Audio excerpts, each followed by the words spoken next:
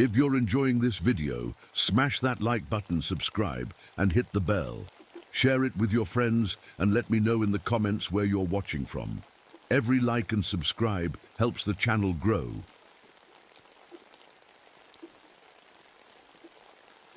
I've always trusted numbers more than people.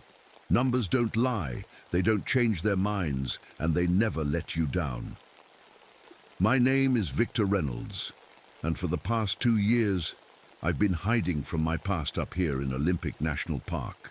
The rangers don't ask questions about why a former NASA engineer would want to spend his days recording weather patterns in one of the most remote stations in Washington state. They're just happy to have someone who doesn't mind the isolation. Today started like any other day. I woke up at exactly 6 a.m., made my coffee, black, 1 sugar, and began my morning readings. Temperature, 42 degrees, unusual for this time of the year. We should be seeing snow, but instead, we're having a weird winter thaw. I jotted down the numbers in my logbook, noting it was the 5th consecutive day of temperatures above normal. As I walked my usual trail for the morning inspection, something caught my eye. The broken branches along the path didn't look random. After 20 years of engineering, patterns jump out at me like sore thumbs. These breaks were too even, too deliberate. I took out my measuring tape and confirmed what my eyes were telling me. The distance between each break was exactly 4.7 inches. Not approximately, exactly. Must be some kind of animal behavior I haven't seen before, I muttered to myself, trying to push away the prickle of unease crawling up my spine. But animals don't measure. Animals don't create perfect geometric patterns. In fungal growth, which is what I found next, about half a mile from the station, the fungus, some kind of mushroom I'd never seen before, was growing in perfect concentric circles. I knelt down to take a sample, my hands steady despite the growing feeling that something was very wrong here. Back at the station, I radioed into headquarters. This is Reynolds at Station 17. I'm seeing some unusual patterns in the forest. Broken branches at precise intervals, strange fungal formations. Requesting a biologist to come take a look, George's voice crackled back at me with a chuckle. Getting lonely up there, Victor. Seeing little green men in the woods now. This isn't a joke, George, I said, my voice tight. These patterns are statistically impossible in nature. Look, Victor, it's been a long winter, even for someone as methodical as you. The isolation plays tricks on your mind. We've all been there. I hung up, frustrated. They thought I was imagining things, that the loneliness was getting to me. But numbers don't lie, and what I was seeing couldn't be explained by any natural phenomenon I knew of. The next day, I hiked out farther than usual. That's when I saw something that made me question my own eyes. A group of deer and a mountain lion standing together in a clearing, not fighting, not running, just standing like they were waiting for something. The mountain lion turned its head toward me, and for a moment I could swear its eyes weren't animal eyes at all. I backed away slowly and returned to my cabin, where I spent the rest of the day calculating the statistical probability of what I'd seen. The answer kept coming back the same, 0. 3 days later, I found tracks that defied explanation. They started as deer prints, then suddenly switched to something else mid-stride, something that walked on 2 legs but wasn't human. I photographed them, measured them, and drew them in my notebook. According to every calculation I made, whatever made these tracks shouldn't exist. That night, I couldn't sleep. I kept seeing those animal eyes looking at me, too intelligent, too aware. I pulled out my slide rule, the same one that had helped me calculate an emergency landing during my time in the military, saving my life and those of my crew. I ran my fingers along its familiar surface, finding comfort in its reliability. The next morning, I hiked to the North Ridge, where I'd heard rumors of an abandoned research station. What I found was a small concrete bunker, hidden so well that I would have missed it if I hadn't been specifically looking. Inside, the walls were covered with star charts and equations. Equipment for measuring radiation lay scattered around, decades old but still intact. Whoever had been here was tracking something in the sky, something that aligned with the patterns I was seeing on the ground. As I was examining a chart showing astronomical alignments, I heard a sound outside. Looking through the grimy window, I saw something moving at the edge of the tree line. It looked like a deer, but it was walking on its hind legs. I blinked, and it was gone, disappearing into the forest faster than anything should be able to move. My heart pounding, I gathered as many of the papers as I could carry and hurried back to my station. On the way, I nearly crashed into a group of men in military uniforms, led by a young lieutenant who introduced himself as James Morris. "This area is restricted, Ranger," he said, not bothering to explain why a section of National Park was suddenly under military control. "Since when?" I asked, tucking the papers deeper into my pack. "Since now. We're conducting mineral surveys, uranium deposits, nothing to concern yourself with." I knew he was lying. My time at NASA had taught me how to spot government cover-ups. Whatever they were looking for, it wasn't uranium. Just as the confrontation was getting tense, the sound of helicopter blades cut through the air. Sam Williams, our supply pilot, was arriving a week ahead of schedule. As the helicopter landed, in the clearing near my station, I could see concern on Sam's face. "Victor," she called out over the dying rotor noise, "you're not going to believe what I saw flying in. The air currents over the north section are all wrong. My instruments went haywire. It was like flying through, I don't know, some kind of invisible storm." Lieutenant Morris was watching us, his eyes narrow with suspicion. "We should talk inside," I said quietly to Sam, aware of the military men still standing nearby. "I've been seeing some strange things too." As we walked back to the station, I couldn't shake the feeling that we were being watched, not just by Morris and his men, but by something else, something hiding just beyond the tree line, waiting and calculating its next move. And for the first time since I'd come to these mountains to escape my past, I was starting to think that the technology I'd left behind might be the least of my worries. Retry inside my cabin, I spread out the papers I'd found at the abandoned research station. Sam leaned over them, her pilot's eyes quick to spot patterns. "What am I looking at, Victor?" she asked. "I'm not entirely sure," I admitted. "But look at these charts. They're tracking some kind of celestial event that happens every few decades. And these readings, they're radiation measurements, but not like any normal background radiation." Sam picked up one of the yellowed papers. "These dates, the spike happened right after the nuclear tests in the 50s.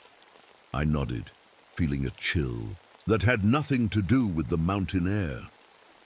"Whatever these researchers were studying, it started after we split the atom. And you think it's connected to what you've been seeing in the woods?" Sam asked. "I don't believe in coincidences," I said.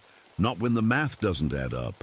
The next morning, Sam and I took the helicopter to check on reports of missing hikers. The radio had crackled to life before dawn, with news that a group of backpackers hadn't returned to their pickup point. As we flew over the dense forest, I spotted something that made my stomach drop. "There," I pointed. "Set us down in that clearing." What we found wasn't a normal campsite. The tents, backpacks, and cooking equipment were all there, but no people. Stranger still, everything had been arranged in perfect circles, like the fungal growth I'd found earlier. "No one sets up camp like this," Sam said, walking around the eerie scene. I knelt to examine a compass left on a sleeping bag. The needle was spinning wildly, not pointing north or in any consistent direction. And no one leaves all their gear behind. Something forced them to run, or took them, Sam whispered. Before we could search further, the sound of approaching helicopters drove us back to our own aircraft. As we lifted off, I saw military vehicles moving into the area. They were establishing a perimeter, putting up barriers and no entry signs. "They know something," I said, as Sam steered us back toward my station. Whatever's happening, the military has been tracking it. When we landed, we found Grace Running Wolf waiting for us. As one of the few indigenous rangers in the park, Grace knew the mountains better than anyone. George told me you've been seeing things, she said without preamble, things that don't make sense. That's putting it mildly, I replied. Grace's dark eyes were serious. My grandmother used to tell stories about those who were others. Beings that came after a fire fell from the sky many years ago. Most people think they're just legends, but... But what? Sam pressed. The signs you described, the patterns, the animal behavior, they match the warnings in our stories. I showed Grace my notebook with the tracks and measurements I'd taken. Her face grew pale as she turned the pages. You've seen them, haven't you? I asked quietly. She nodded slowly. Once, when I was a child, something that looked like a man but moved wrong. It had too many fingers and its knees bent the wrong way. That afternoon, Dr. Raymond Turner arrived from the university. As the park's consulting wildlife biologist, he'd been studying the unusual migration patterns of animals in the region. The behavior changes started about 3 months ago, he explained, as we sat around my small table. Predator-prey relationships breaking down, nocturnal animals active during the day, entire species abandoning their traditional territories. And, look at this, I said, showing him my temperature readings. These variations shouldn't be possible in such contained areas. It's like there are pockets where the normal rules of physics don't apply. Dr. Turner frowned. I've set up research, stations throughout the park, to monitor animal movements. Tomorrow we should check on them, but tomorrow brought news that made our blood run cold. One of Turner's research assistants had been found dead at his observation post. The park police report described the scene in clinical terms. But what caught my attention was the mention that the victim's limbs had been arranged in an unusual manner. I insisted on seeing the photographs. What I saw made my hands shake. The body had been posed with arms and legs at precise angles that corresponded exactly to a mathematical sequence I recognized from my NASA days. This wasn't random. This was a message. That afternoon, while scanning the northern ridges with binoculars, I saw something impossible. A park ranger I recognized as Bill Chen, standing by a tree, checking his watch. The problem was, I'd just left Bill at the main ranger station 10 miles away. I radioed Sam immediately. Can you get the helicopter ready? I need to check something. 20 minutes later, we were hovering over the spot where I'd seen Bill's double. There was no one there now, but on the ground was a ranger hat, identical to the one Bill had been wearing at the station. This doesn't make any sense, Sam said, her voice tight with tension. When we returned to my station, more bad news was waiting. Dr. Turner reported that all his research animals had escaped from their cages overnight. The locks weren't broken. It was as if someone had opened them deliberately. That evening, the 4 of us, Sam, Grace, Dr. Turner, and myself, spread out maps across my desk and started marking the locations of all the strange occurrences. There's a pattern, I said after an hour of plotting points and measuring distances. The disappearances, the animal behavior, the temperature anomalies. They're not random. They form a mathematical sequence across the map. What kind of sequence? Dr. Turner asked. Fibonacci, I replied, drawing lines between the points. The same sequence found throughout nature, but this is too perfect, too deliberate. Grace stared at the map. The center point is near an old sacred site, a place my people say the boundaries between worlds are thin. The next day, we hiked to one of the anomaly sites Grace had identified. What we found defied explanation, a substance like black mercury that changed properties when observed directly. When no one was looking at it, it flowed uphill. When observed, it appeared solid. This isn't possible, Dr. Turner kept saying, his scientist's mind struggling to accept what his eyes were seeing. We need to tell people, Sam insisted.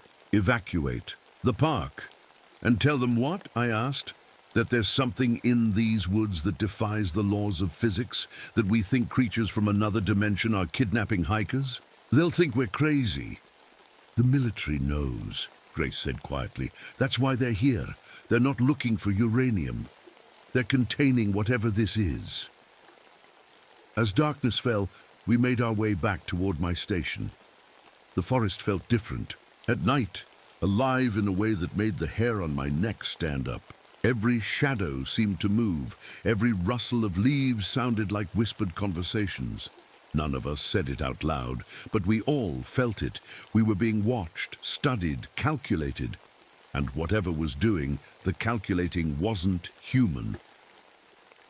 Back at the station, I pulled out my slide rule and started running numbers, trying to find a pattern that might help us predict what was happening. If these events followed mathematical rules, even alien ones, they could be anticipated. What are you looking for? Sam asked, watching me work. A way to fight back, I replied, not looking up from my calculations. Everything in the universe follows rules, even things that aren't from our universe. As I worked late into the night, the others eventually fell asleep. Around 3 a.m. I stepped outside for some air, my mind buzzing with equations. The night was unusually quiet. No wind, no animal sounds, just silence and stars. I looked up at the clear sky, wondering if the answer was written there. That's when I saw it. A pattern in the starlight that shouldn't exist. A perfect geometric shape formed by stars that I knew weren't actually aligned that way. It wasn't in the sky. It was in my perception of the sky. Something was changing how I saw the world. Something was already inside my head. I didn't sleep that night. How could I, knowing that something was messing with my mind? I kept checking the stars, trying to see if the pattern was still there, but it had vanished like it was never there at all. As the first light of dawn broke through the trees, I heard Sam stir inside the cabin. I went back in, my eyes burning from lack of sleep. "You look awful," Sam said, pouring herself some coffee. "Did you sleep at all?" "No," I admitted. I think whatever's out there can make us see things that aren't real." Dr. Turner looked up from his notebook. "Hallucinations, some kind of toxin, perhaps." "The fungus," Grace said suddenly. "The patterns you found, they could be releasing spores. My grandmother said the skinwalkers poison the mind before they take the body." I felt a chill run through me. "We need to see one. Really see one. If we're going to understand what we're up against." We decided to set up an observation post at one of the sites where hikers had gone missing. Sam flew us to a ridge overlooking a popular hiking trail, and we established a small camp with cameras and recording equipment borrowed from Dr. Turner's research supplies. For hours, nothing happened. The forest was quiet, except for normal wildlife. Sounds. Then, just as the afternoon light began to fade, I saw movement through my binoculars. "There's someone on the trail," I said, adjusting the focus. It looked like a hiker.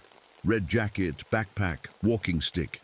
But something about the movement was off. Too jerky, like a marionette controlled by inexperienced hands. "I'm going to get closer," I whispered, handing the binoculars to Sam. "Victor, no," she hissed. But I was already moving. I crept through the underbrush, my heart hammering in my chest.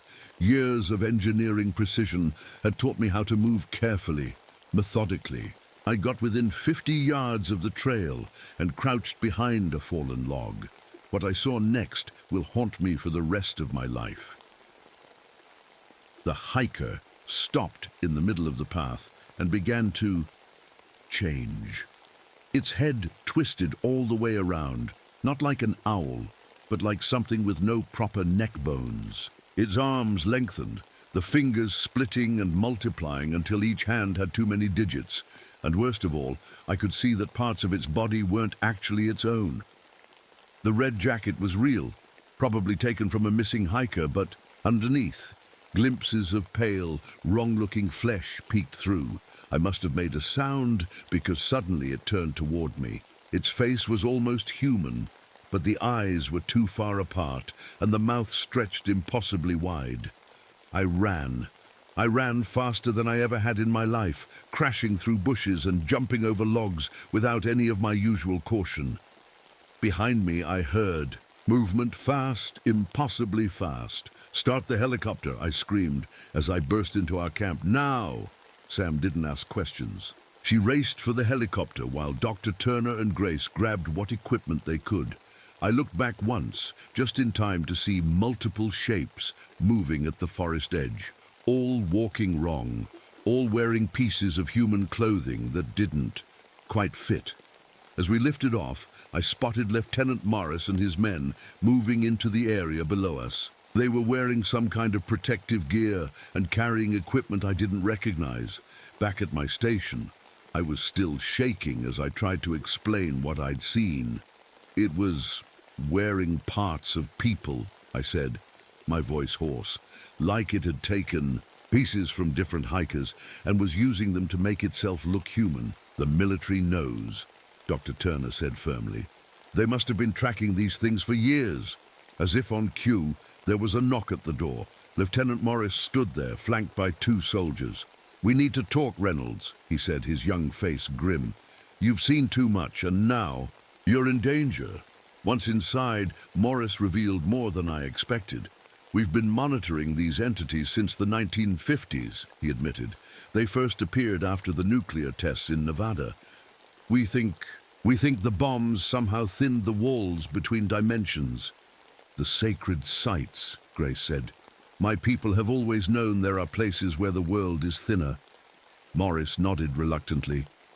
"The indigenous tribes avoided certain areas for generations. We should have listened. Instead, we set off nuclear bombs and let things in." "What do they want?" Sam asked. "We don't know exactly," Morris replied, "but they seem to be preparing for something. The patterns, the disappearances, they're accelerating, and it all centers around this area." The next day, Sam took the helicopter to check on other ranger stations. When she returned, she was pale. "The instruments went crazy again," she said. "Worse this time. And I saw something while flying over the North Ridge. A group of deer moving in perfect formation, like they were marching." Dr. Turner decided to analyze the fungus samples we'd collected. Using a portable microscope, he made a disturbing discovery. "These spores are like nothing I've ever seen," he said, his voice tense with scientific curiosity despite the fear. "They appear to activate certain parts of the brain associated with perception. I think they're how these creatures induce hallucinations." "Or how they communicate," Grace added. "The patterns we're seeing on the ground match ancient drawings. In caves near here, my people have been warning about this for centuries." That night, one of Morris's men, Martinez, began acting strangely. He started arranging his equipment in geometric patterns and mumbling numbers under his breath. When questioned, he couldn't explain why he was doing it. "I think he's infected," Dr. Turner whispered to me. "The spores must get into the bloodstream, somehow." We watched in horror as Martinez's behavior became more erratic. He began calculating obsessively on any surface he could find. Dirt, walls, his own skin. Morris eventually had his men restrain Martinez and take him away. The next morning, Grace led us to a cave she said contained ancient warnings about the skinwalkers. The walls were covered with paintings showing distorted figures emerging from trees and geometric patterns that matched exactly what we'd been finding in the forest. "My grandmother said they hibernate inside the trees," Grace explained. "Sometimes, for decades. The old stories say they wake up when the stars align in a certain way."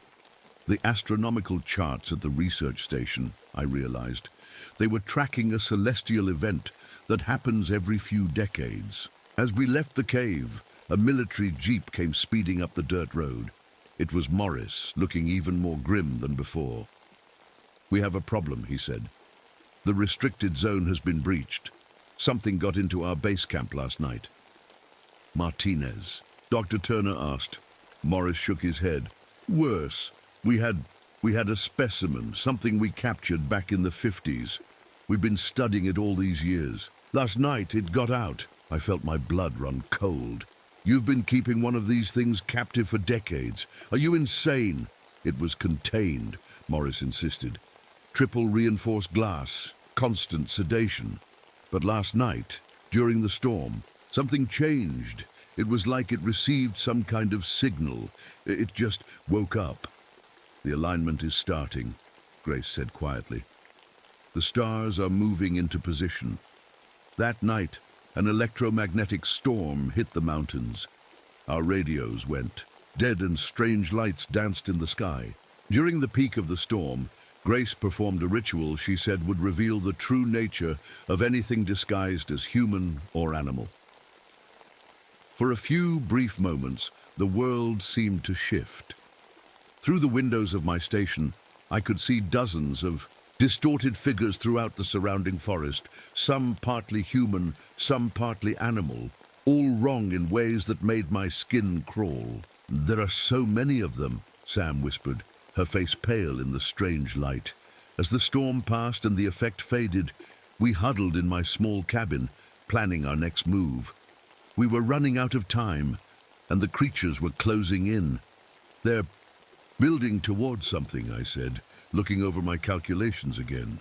"All these patterns, these disappearances, they're creating some kind of mathematical formula across the landscape.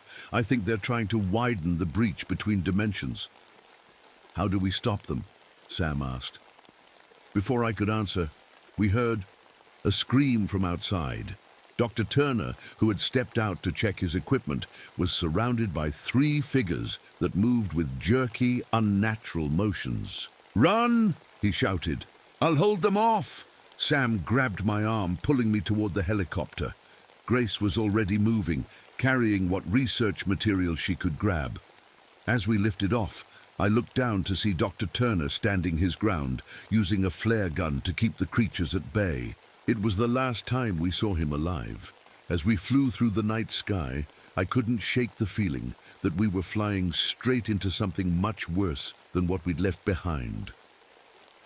Sam flew us to the main ranger station. But when we got there, we found it empty. No rangers, no staff, just empty rooms, with chairs pushed back like everyone had left in a hurry. "Where is everyone?" Sam asked, her voice echoing in the empty building. Grace checked the logbook.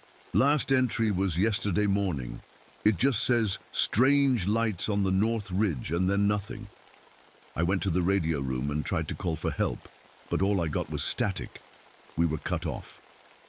"We're on our own," I said, closing my notebook, where I'd been working on calculations, "but I think I've figured something out." I spread my papers across the desk. "Look at this. I've been tracking the appearances of these creatures, and there's a clear pattern. They show up at specific times and places that can be predicted using this formula." Sam and Grace studied my work. I'd kept it simple, a series of intersecting lines on a map with times and dates marked. "If I'm right," I continued, "I can predict where they'll appear next, and more importantly, when they'll try to fully open the breach between dimensions." "When?" Grace asked. "Tomorrow night," I said, "during the peak of the meteor shower. The same alignment that was on those star charts we found." Sam paced the room. "So what's the plan? We can't exactly call in the army. The military already knows, and they're not helping," I reminded her. "They've been studying these things for decades. They don't want to stop them. They want to control them." Just then, we heard the sound of a helicopter approaching. Through the window, I saw it was one of the military craft. It landed, and Lieutenant Morris stepped out, but something was wrong. His movements were too stiff, too precise. "That's not Morris," I whispered, pulling Sam and Grace away from the window. We slipped out the back door and made our way to Sam's helicopter. As we lifted off, I saw not Morris staring up at us. His face seemed to ripple, like there was something underneath trying to get out.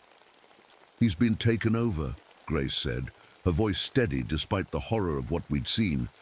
The spores must have infected him. We need somewhere safe to figure out our next move, I said. Sam nodded. I know a place, an old fire lookout tower on the East Ridge. It's hard to reach except by air. The tower was small but secure, with good visibility in all directions. As night fell, we could see strange lights moving through the forest below, not flashlights or lanterns, but an eerie blue-green glow that seemed to pulse with its own rhythm. "They're gathering," Grace said quietly. That night, Sam started showing signs of infection. Her hands would arrange objects in geometric patterns without her seeming to notice. Her speech became increasingly mathematical, inserting numbers into normal sentences: 4 steps to the door, 7 seconds to open it, 13 heartbeats to cross the room, she mumbled as she paced. "Sam," I said, taking her hands, "fight it. Focus on me." Her eyes cleared for a moment. "Victor, I can hear them in my head. They're counting down to something." "What? What are they counting down to?" "The opening," she whispered. "When the stars align and the gateway opens. They've been waiting for decades." Grace prepared a mixture of herbs she said might help slow the infection. Sam drank it and seemed to stabilize, but we all knew it was temporary. In the morning, we saw military helicopters circling the northern part of the park. Through binoculars, I could see they were dropping equipment and personnel into an area near where we'd first encountered the creatures. They're trying to capture them, I realized. Even now, they still think they can control this. Using the tower's old maps and my calculations, I started working on a counter-strategy. If the creatures were using mathematical patterns to weaken the barrier between dimensions, perhaps we could create an opposing pattern to strengthen it. "It's like sound waves," I explained to Grace while Sam slept fitfully. "If you play a sound, wave and its exact opposite together, they cancel each other out. I think we can do the same thing with these patterns." "How?" Grace asked. "We need to create a counter pattern on the land itself, using fire." By midday, we had a plan. Using surveying equipment from the ranger station and controlled burns, we would create a pattern that opposed the one the creatures had been building. But we needed to know where the center of their pattern was, the place where the dimensional breach would be strongest. "I think I know," Sam said, sitting up suddenly. Her eyes were clear again, but I could see the struggle on her face. "They keep showing me in my head. It's a clearing near Mirror Lake. There's a stone circle there, very old. The sacred site." Grace nodded. "The place my people always avoided." "Can you fly us there?" I asked Sam. She nodded grimly. "While I still can." As we prepared to leave, we saw more strange lights in the sky. Not the creatures this time, but military flares and helicopters. Whatever the army was doing, it wasn't working. We could see flashes of gunfire and hear distant explosions. "There, making it worse," Grace said. "The violence, the chaos. It's exactly what these things want." We took off as the sun was setting, Sam fighting for control of her own mind as she piloted the helicopter. Below us, the forest seemed alive with movement. Animals, and things that only looked like animals, all converging on the same point. "Mirror Lake," Sam confirmed, her voice strained. "That's where it's happening." As we approached, I saw the military had set up a perimeter around the lake. Vehicles, spotlights, armed men, but it was already too late. The ground around the lake was crawling with creatures, some still trying to look human, others having abandoned the pretense entirely. "We need to get on the ground," I told Sam. "Can you find a spot away from the main action?" Sam nodded, her jaw clenched with effort. "Hang on." She put the helicopter down in a small clearing about a half-mile from the lake. As we stepped out, the air felt wrong, too heavy, too thick, like we were underwater. "It's starting," Grace whispered. In the sky above, stars were becoming visible as darkness fell. Not just any stars, the exact configuration shown on the charts we'd found. The alignment that happened only once, every few decades. "We have about 2 hours, I said, checking my watch.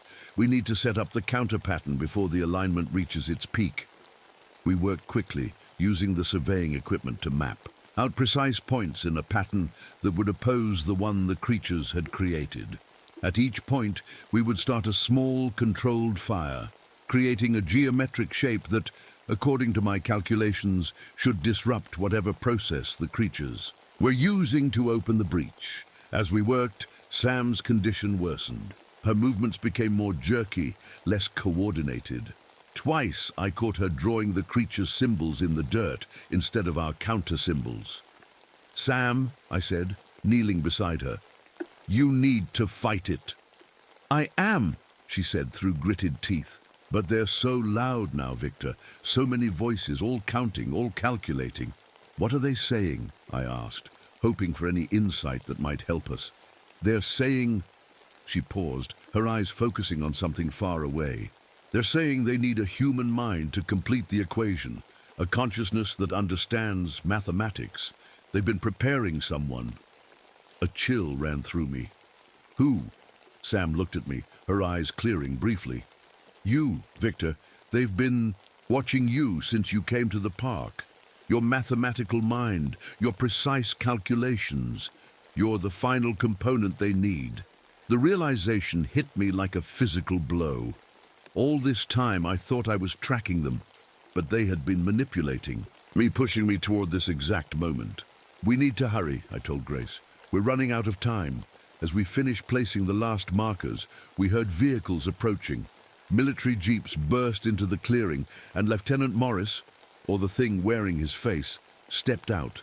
"Stop what you're doing, Reynolds," it said in a voice that wasn't quite Morris's anymore. "We've been waiting decades for this opportunity." "You don't understand what's happening," I shouted. "These things aren't just passing through, they're invading. They want to remake our world in their image."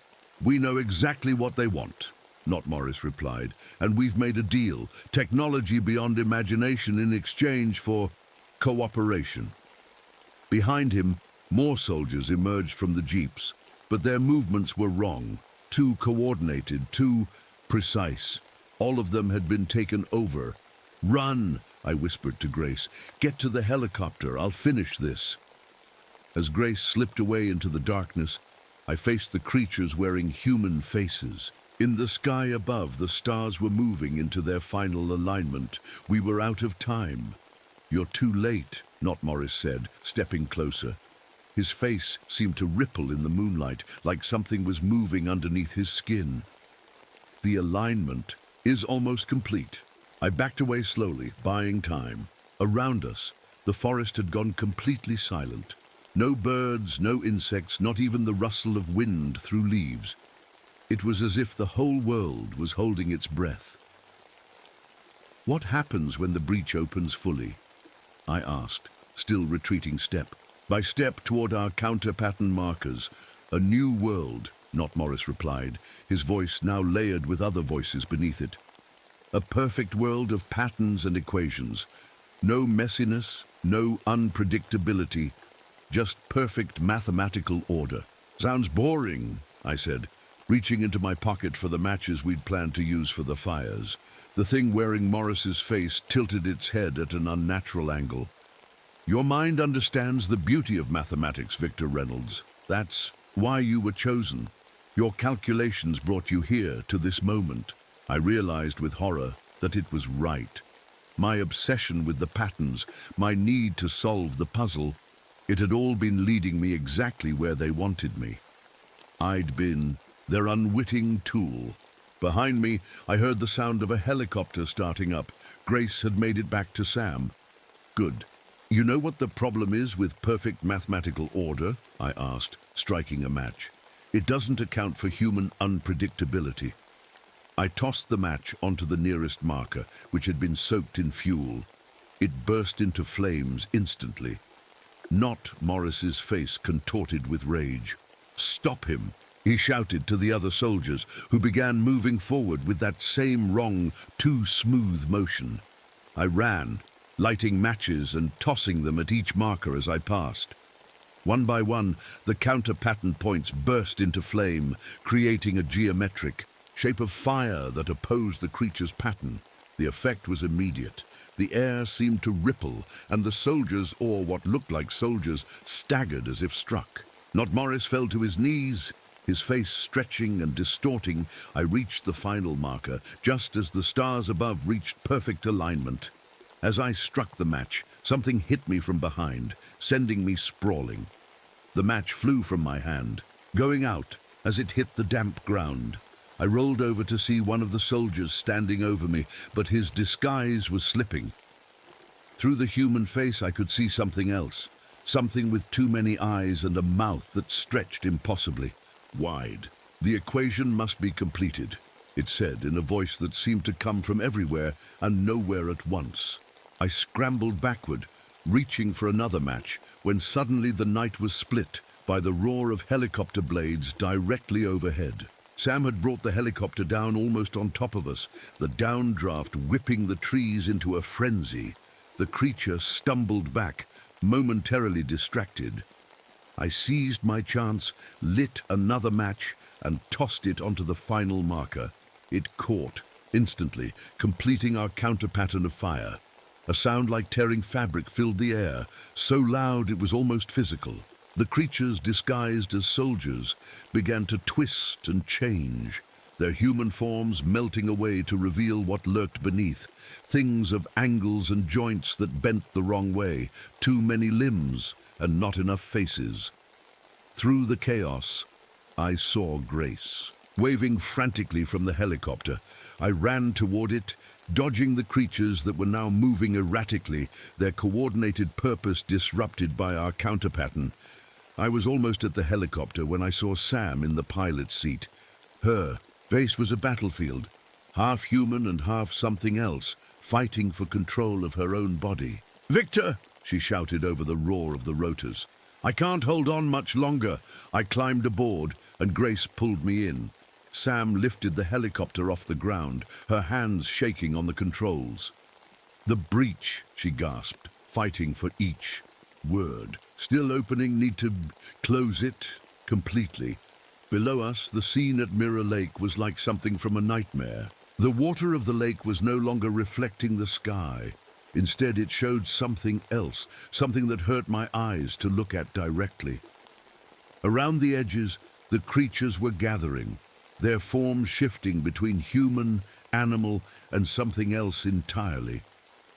"What do we do?" Grace shouted over the noise. I looked at my calculations, then at the pattern of fires we'd set, which was now burning brightly in the darkness.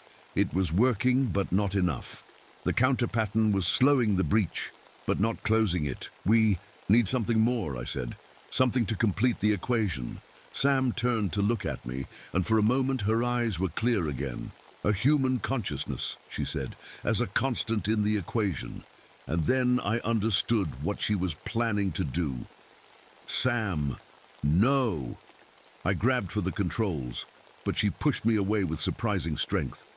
"It's too late for me anyway," she said, her voice almost normal again. "I can hear them in my head. Soon, there won't be anything left of me." "There has to be another way," I insisted. Sam shook her head. "The helicopter's fuel tanks. If I crash it directly into the center of the breach, the explosion should disrupt the final alignment." Grace touched my arm. "She's right, Victor. Look, below us, the breach at Mirror Lake was growing, the water now completely replaced by a window into somewhere else, a place of geometric shapes and angles that shouldn't exist, where light behaved all wrong." "Get out," Sam said, her voice growing strained again. "Both of you, now." "How?" I asked, looking at the ground far below. "We're over the trees," Sam replied, "and I brought emergency chutes, standard equipment, under your seats." With shaking hands, Grace and I pulled out the parachutes and strapped them on. Sam held the helicopter steady, despite her obvious struggle for control. "Sam," I said, my throat tight.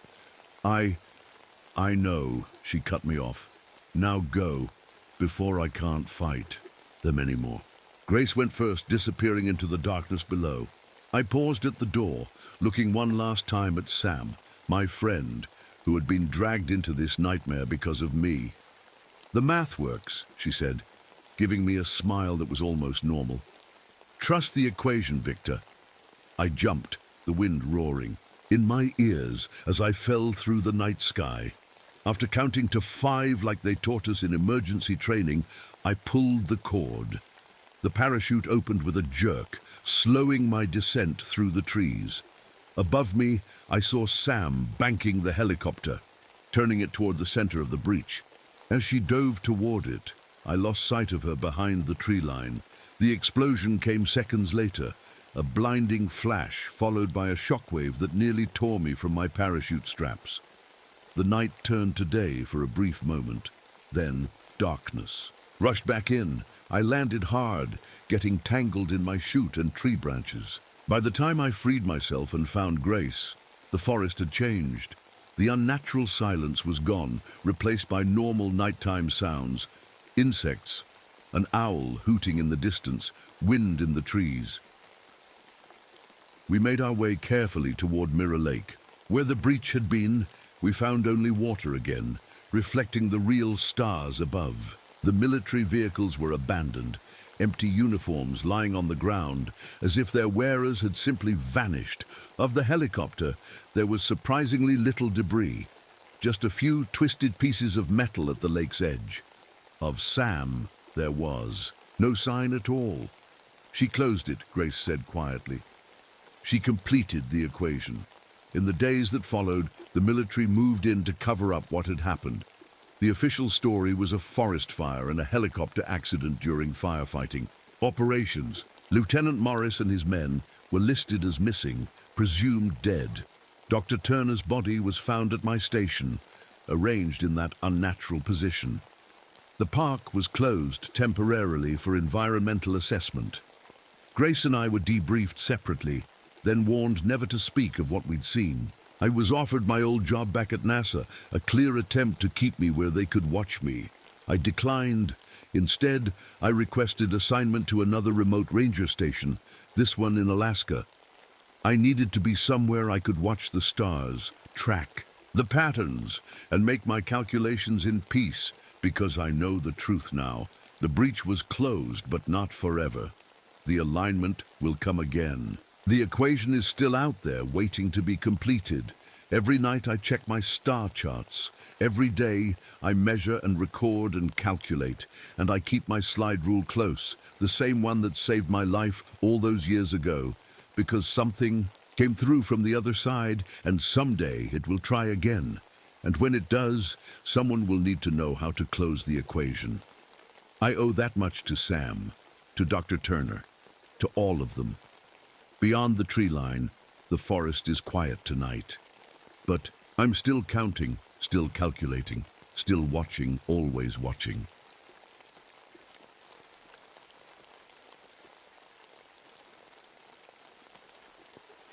The morning fog rolled between the giant redwoods as I walked my usual path. These trees have been here for hundreds of years, standing tall and silent, like they've seen everything. My boots crunched on the forest floor, a sound that always calmed me down when the memories tried to creep back in. My name is Robert Erickson, Bob to most folks, and being a forest ranger is the closest thing to peace I've found since coming back from Korea. 5 years now I've been working these woods, and most days the quiet helps keep the ghosts at bay. I reached up to touch the dog tags hanging around my neck. Not mine. They belonged to Jimmy Pearson. We called him Peach because he was from Georgia and couldn't stop talking about his mama's peach cobbler. I was supposed to bring him home. Instead, all that came back were these tags. The morning light filtered through the canopy in streaks of gold. This was my favorite time. Just me, the trees, and the occasional deer watching from a distance. No gunfire, no screams, just birdsong and the soft whisper of wind through branches bigger than most city apartments. I checked my watch. 7:15 a.m. Time to make sure the campers at Pine Ridge hadn't left any fires burning. As I walked, I noticed something odd. The fog was getting thicker instead of burning off like it should. Weather report had called for clear skies by 8. Beautiful light, isn't it? A voice made me turn. Franklin Cooper stood there with his fancy camera, tripod set up pointing at the spot where sunlight cut through the mist. Nice guy, if a bit city for my taste. Been here 3 days already, taking pictures for some nature magazine. Morning, Cooper. Early bird gets the shot, huh? I said. He grinned, his face half hidden behind his camera. This fog is a photographer's dream. Ranger Erickson, like the forest is breathing out secrets. I nodded, though something about the fog didn't sit right with me. Just make sure you mark your trail if you go deeper in. Easy to get turned around when the fog's like this. Will do, boss, he said, not really listening, already lost in his viewfinder. I continued my rounds, checking camping spots and making sure no idiots had decided to smoke near the dry brush. Summer in Northern California meant fire season, and I wasn't about to let these ancient giants burn on my watch. Near Lookout Creek, I stopped. Something caught my eye on a redwood trunk about 6 feet up. At first, I thought it was sap, or maybe some kid had put their hand in mud and slapped the tree. But getting closer, I saw it wasn't like any handprint I'd ever seen. Too long, fingers stretched like they were melting, and I counted 6 digits, not 5. A chill ran down my spine that had nothing to do with the morning cool. I told myself it was probably just tree rot or some fungus growth, but I took out my notebook and sketched it anyway. Martin would probably laugh it off back at the station. By noon, I'd made my way to the edge of the park where old Joseph Redfeather lived in a cabin that had been there long before this became government land. The agreement let him stay since his people had been here first. His dog barked once as I approached, then recognized me and wagged his tail. Joseph sat on his porch, carving something from a piece of wood. "Morning, Chief," I said, though he wasn't. Actually, a chief, as far as I knew. It was just what everyone called him. "Robert," he nodded, his weathered face creasing into a smile. "The trees are restless today." I'd gotten used to the way he talked, like the forest was alive in ways the Ranger Manual didn't mention. Today, though, his words hit different. "Noticed something strange on a tree back near Lookout Creek," I said, showing him my sketch. "Any idea what might cause this?" Joseph's smile disappeared. He put down his carving and took my notebook, studying. The drawing, the silence stretched until I almost repeated my question. "The one who walks between worlds," he finally said, his voice low. "My grandfather told stories of it. When the big trees were cut, it woke up." "What woke up, Joseph?" I tried not to sound impatient. "A spirit, old as these mountains. It comes with the mist, takes what doesn't belong." He handed back my notebook. "Be careful, Ranger, it knows your fears." I thanked him and left, telling myself I didn't believe in ghost stories. But my hand kept finding its way to the dog tags at my neck, and I couldn't shake the feeling that the fog was watching me. Back at my Jeep, the radio squawked. It was Dean, the new kid we'd hired last month. "Erickson, you copy?" "Over." His voice sounded tinny through the old speaker. "I copy. What's up, Porter? Over. Martin wants everyone back at the station. That photographer guy, Cooper, his wife called. He didn't come back to the hotel last night." My stomach dropped as I looked back at the fog that now seemed to be following me through the trees. On my way over, I found Cooper's campsite empty, his tent still up, but no sign of him. His expensive camera sat on a log like he'd put it down for just a second. I picked it up and checked the last photos taken, something I probably shouldn't have done, but cop habits die hard. The last image made my blood run cold. Fog between trees, but in the center, a tall, blurry figure, too tall to be human, with arms that seemed to stretch down past where knees should be. Just a trick of the light and mist, I told myself. Had to be. By evening, Martin had gathered. All 5 rangers at the station. Maps were spread out on the table as he pointed to where Cooper was last seen. "We'll start a proper search at first light," Martin said, his face serious under his ranger hat. "Probably just got turned around and spent the night in the woods. Happens to tourists all the time." But I could tell he was worried too. The redwoods don't usually claim people. not experienced hikers like Cooper seemed to be. As everyone else headed out, I showed Martin the camera. "You believe in ghost stories, boss?" I asked. Martin snorted. 25 years in these woods, Erickson. Only monsters I've seen are the two-legged kind that leave trash and start fires." I didn't show him the photo. Instead, I went home to my empty cabin, poured a whiskey, and tried not to think about Joseph's words or the strange handprint. But when I closed my eyes that night, I dreamed of fog with fingers, reaching for my throat, wearing Jimmy Pearson's face and calling my name. Morning came too quickly. I hadn't slept well, dreams of Korea mixing with images of that strange figure in Cooper's photo. The search team gathered at dawn. Me, Martin, Dean, and 2 rangers from the South District. We all had our bright orange vests on, radios clipped to our belts. "We'll split into 2 groups," Martin said, pointing at the map. "Bob and Dean take the eastern trails. Richards and Sawyer come with me to the western ridge. Keep radio contact every 30 minutes. Dean looked excited. The kid was fresh out of training, still thought being a ranger was all about saving. Lost hikers and spotting eagles. He hadn't learned yet that the forest can turn mean when you least expect it. "Stay close," I told him as we headed out. "Fog's thick today." And it was, unnaturally thick. The weather report still said clear skies, but the mist hung between the trees like it was stuck there. Our boots made no sound on the soft ground, and I noticed something that made the hair on my neck stand up. "Listen," I whispered to Dean. "What am I listening for?" he asked. "Nothing. That's the problem." The forest was silent.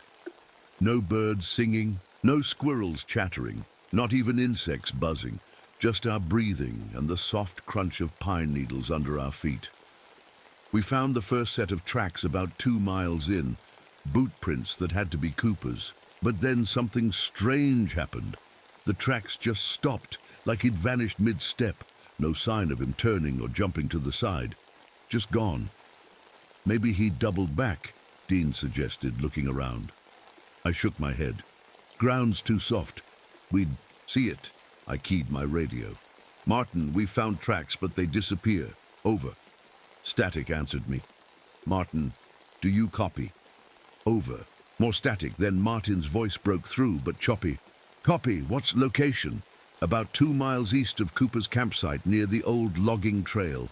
Radio's acting up. Over. Breaking up. Return to by sunset." Then nothing but static again. I clipped the radio back to my belt. "Must be the hills blocking the signal," Dean said. But I'd never had trouble with reception in this spot before. We continued on, following what little trail we could find. The fog grew thicker, making it hard to see more than 20 feet ahead. That's when I noticed Dean wasn't beside me anymore. "Dean?" I called out. "Porter, where'd you go?" No answer. "Dean, this isn't funny. Answer me." Then I heard it. Dean's voice, but distant to my left. "Bob, help me. I fell down something." I turned toward the sound, moving carefully through the fog. "Keep talking, Dean. I'll follow your voice. Over here, hurry." His voice seemed to move, now coming from my right. That didn't make sense. Either he was moving or... I stopped, a chill running through me as I remembered Joseph's words. "It comes with the mist. It mimics sounds." "Dean!" I shouted. "If you can hear me, give 3 short whistles." The voice kept calling, "Help me, Bob." "I'm hurt." But no whistles came. I drew my service revolver, feeling foolish, but not enough to holster it again. The metal was cool against my palm, a solid thing to hold on to when nothing else made sense. "Dean, answer with whistles or I'm heading back to the trail." After a few seconds, I heard 3 clear whistles. From behind me, back toward the trail. I turned and rushed that way, keeping my eyes on the ground so I wouldn't trip. I found Dean right where I'd left him, looking confused. "Where'd you go?" he asked. "You were right behind me and then you weren't." Before I could answer, my boot caught on something. I looked down and felt my stomach turn. A backpack. Cooper's backpack, torn to shreds with dark stains that could only be blood soaking into the fabric. "Oh, God," Dean whispered, kneeling beside me. "Is that..." Don't touch it, I ordered, though I wasn't sure why. We need to mark this spot and get back to the station. As if on cue, the fog thickened even more, swirling around us like it was alive. Visibility dropped to almost nothing. I grabbed Dean's arm. Stay with me. We're getting out of here now. We stumbled back the way we came, or at least I thought it was the way we came. Nothing looked familiar in the fog. The sun, what little we could see of it, seemed to be in the wrong place. After an hour of walking, I knew we should have reached the trail, but there was nothing. We're going in circles, Dean said, panic edging into his voice. No, we're not, I lied, trying to sound confident. Just keep walking. That's when we heard it, a sound like branches breaking, but too rhythmic. Something heavy moving through the forest. Something big. What is that? Dean whispered. I didn't answer. The sound stopped, then started again, closer now. Run, I said, quietly. Now. We ran blindly through the fog, branches whipping our faces. I could hear whatever it was following us, moving faster than anything that size should be able to move. Then, suddenly, we broke through into a clearing, and there was the emergency cabin, its wooden walls a welcome sight. We sprinted for the door, threw it open, and slammed it shut behind us. I dropped the bar into place, securing it. The cabin was just one room, a table, 2 chairs, a wood stove, and some emergency supplies. The windows were small, but let in enough light to see by. What the hell was that? Dean was breathing hard, his face pale. I don't know, I said honestly. We spent the next few hours trying the radio, but all we got was static. As night fell, we heard the others arrive, Martin's voice calling out, then Richard's and Sawyer. I let them in quickly, noticing how they kept looking over their shoulders. What happened to you two? Martin demanded. We've been looking everywhere, and told him about the tracks, the voice calling for help, the backpack. His frown deepened with each detail. We found something too, he said finally. Cooper's camera equipment arranged in some kind of pattern, like a circle of tripods and lenses. Animals don't do that, Richard said quietly. People playing pranks do, Martin insisted. But I could tell he didn't believe it either. After a quick meal of emergency rations, we tried to sleep. Dean took first watch, peering out the small window into the darkness. I lay on my bedroll, listening to the others breathing, when Dean called out softly, Bob, you should see this. I joined him at the window. Outside, the fog glowed faintly, in the moonlight, and within it something moved, not like an animal or a person, but like the mist itself was taking shape, flowing in ways mist shouldn't flow. Do you see it? Dean whispered. I nodded, unable to speak as I watched what looked like enormous, elongated limbs forming and dissolving in the fog outside our cabin. What is it? Dean asked. I don't know, I said again, but a voice in my head, sounding a lot like old Joseph, answered, the one who walks between worlds. None of us slept much that night. I woke up with a start. Something wasn't right. My hand went straight to my gun as I looked around the dim cabin. Everyone was asleep except for Sawyer, who was supposed to be on watch. But he was asleep too, slumped in the chair by the window. And the door, the heavy wooden door I'd barred shut last night, was wide open. Wake up, I shouted, getting to my feet. Everyone up now! The others jerked awake, confusion on their tired faces turning to alarm when they saw the open door. I closed it, Sawyer said, his eyes wide. I swear I closed it, Bob. Well, it's open now, Martin growled, grabbing his rifle. Morning light filtered through the doorway, revealing something that made my blood run cold. Around the cabin, in a perfect circle about 10 feet from the walls, every plant was dead. Grass, bushes, even the moss on stones, all brown and withered like they'd been dead for weeks. That wasn't there yesterday, Dean whispered. No one said anything for a long moment. Then Martin took charge, like he always did when things got weird. Could be a chemical leak, he said. Maybe some camper dumped something they shouldn't have. None of us believed it, but we nodded anyway. It felt better than thinking about the alternative. We packed up quickly and headed back to the ranger station. The fog had lifted some, though patches still hung between the trees. When we got there, 3 more rangers had arrived from the neighboring district to help with the search. Any sign of Cooper? Asked a ranger named Johnson. Martin shook his head. Not yet. We're heading back out after we grab some supplies. I pulled Martin aside. I need to check something in town. Won't take long. He didn't look happy, but he nodded. 1 hour, Erickson. Then you're back in these woods. I drove my jeep fast down the mountain road to the small town that served the park visitors. Most places were still closed, but Liz's diner had lights on. Elizabeth Thompson had been running that place since her husband died in '52.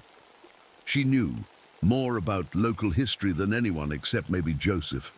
The bell jingled as I pushed open the door. Liz looked up from behind the counter and smiled, though it faded when she saw my face. Coffee, Bob? She asked, already reaching for a mug. Thanks. Liz, I sat at the counter. The place was empty except for a trucker at the far end.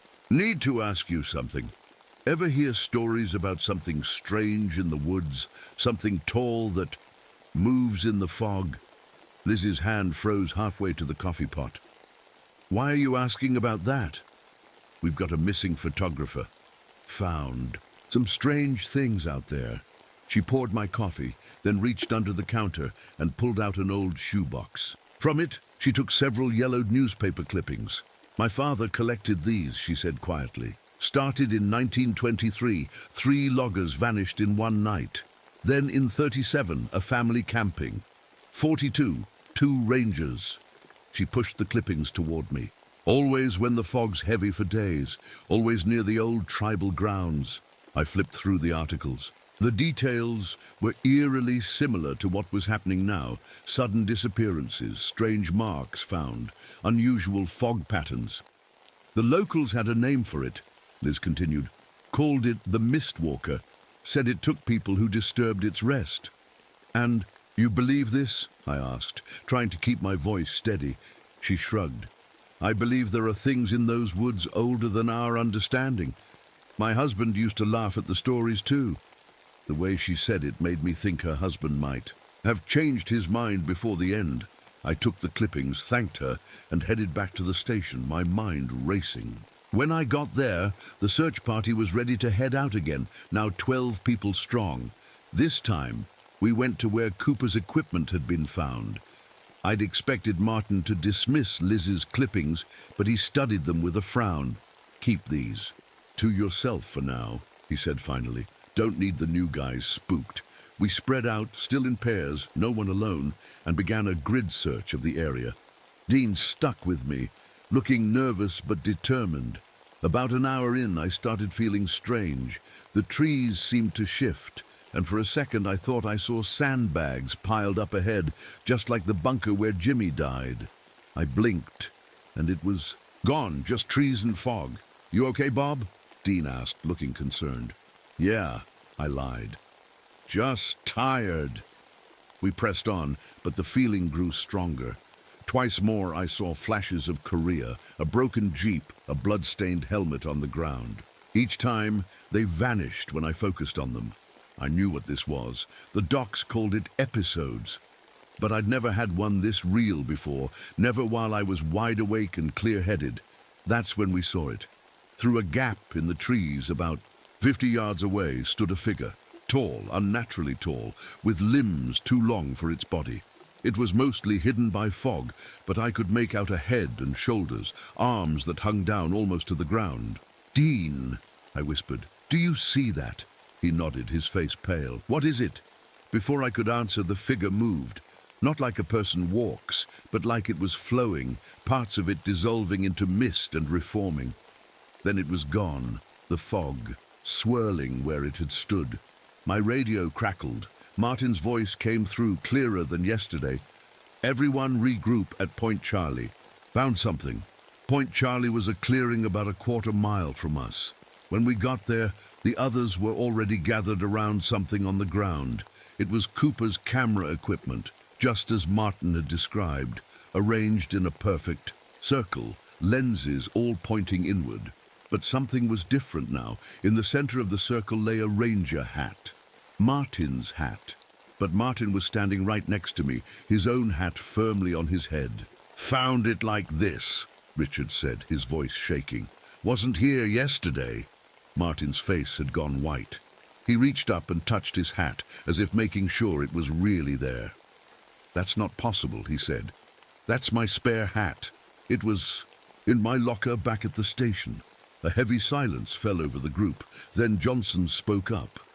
"How'd it get out here?" No one had an answer. "Maybe we should talk to Chief Redfeather," I suggested. "He knows these woods better than anyone." Martin looked like he wanted to argue, but after a moment he nodded. "Richards, take half the team and keep searching. The rest of you come with me." Joseph was waiting for us, as if he knew we'd be coming. His old dog didn't even bark when our jeeps pulled up. The chief sat on his porch steps, smoking a pipe, his face grim. "You've seen it," he said. Not a question. Martin, for once, didn't argue. "What is it?" "Sit," Joseph said, gesturing to the ground in front of him. We sat in a half-circle, feeling like school kids at story time. But there was nothing childish about the fear I felt. "Long ago," Joseph began, "before the white man came, there were spirits in these mountains. Most were good spirits. They blessed the hunt, brought rain, helped babies to be born strong. But some were not good. One such spirit lived deep in the oldest trees, where the shadows are darkest." He paused to draw on his pipe, the sweet tobacco smell filling the air. "My people knew not to disturb this spirit. We left offerings at the edge of its territory, but never went further. When the loggers came and cut down the ancient trees, they woke it up, made it angry. Now it hunts." "What does it want?" Dean asked, his voice barely above a whisper. Joseph's eyes were sad. "It feeds on fear, on life. It takes those who enter its domain and—" He made a gesture like something dissolving. "It absorbs them." "How do we stop it?" I asked. "In the old days, the tribal shamans knew rituals to bind such spirits. I know only pieces." He stood slowly, his old joints creaking. "But I will help you. Wait here." He went into his cabin and returned with a small pouch, which he handed to me. "Protection," he said simply. "And this." He gave Martin a folded piece of deerskin. "A map to the old sacred grounds. The spirit is strongest there, but also most vulnerable." As Joseph performed a blessing ritual for our group, I couldn't help but notice how Martin, who'd always scoffed at superstitious nonsense, watched intently, his face solemn. The sun was getting low by the time we left Joseph's cabin. The fog was rolling in again, thicker than before. I opened the pouch he'd given me and found what looked like dried herbs and something else, a small copper arrowhead, green with age. "Keep it close," Joseph had told me.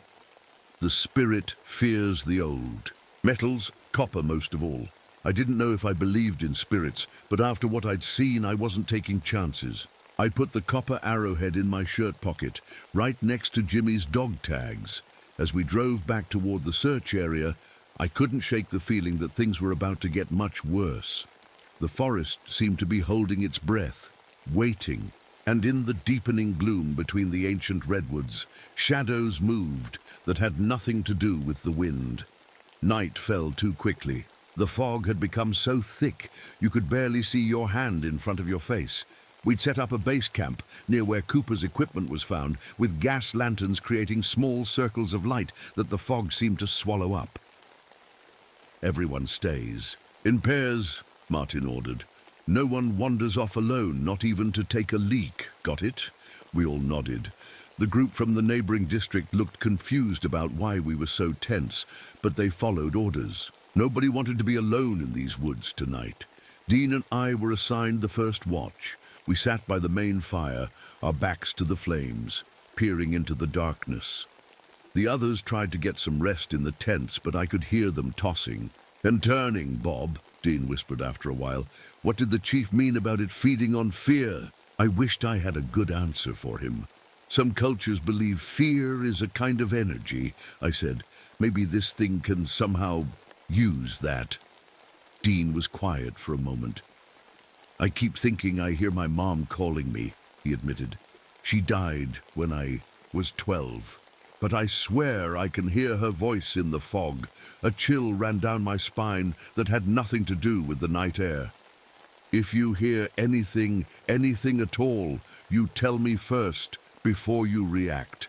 Understood?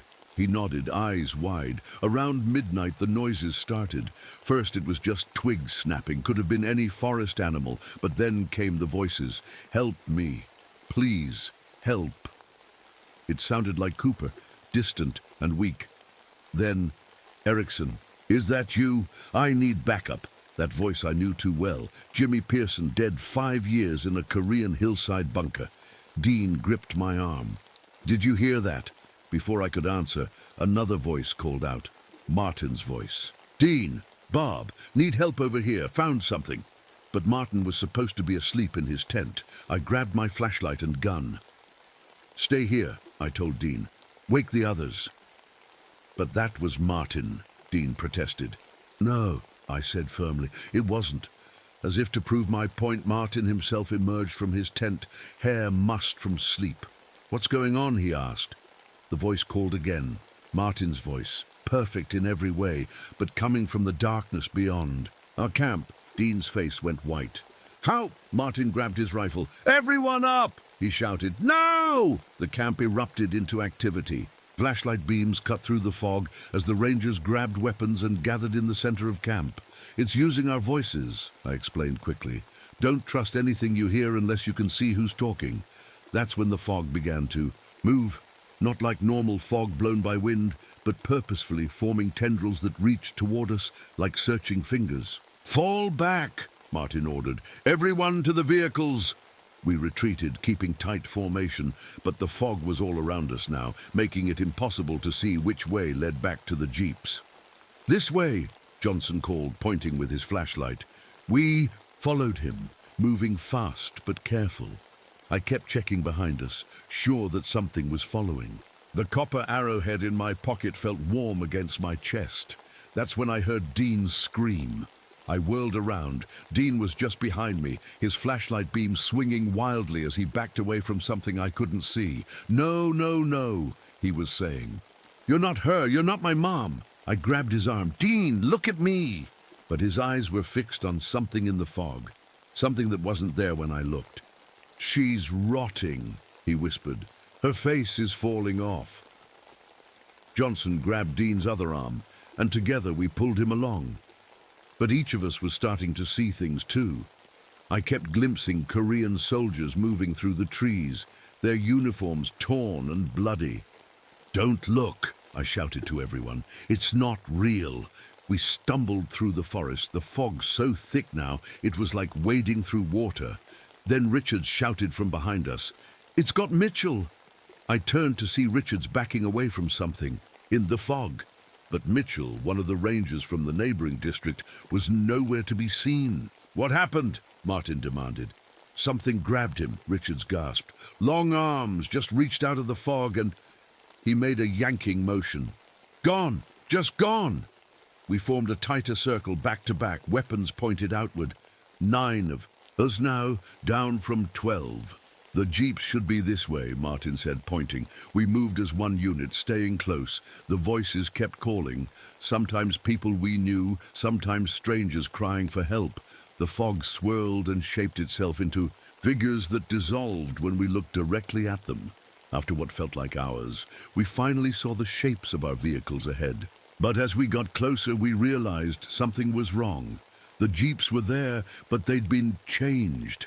Their metal frames were twisted and bent like melted wax, rendering them useless. What could do this? Johnson whispered. No one had an answer. The cabin, Martin decided. It's our best chance. Solid walls, supplies. We started the long trek to the emergency cabin, knowing it was at least 3 miles through this nightmare forest.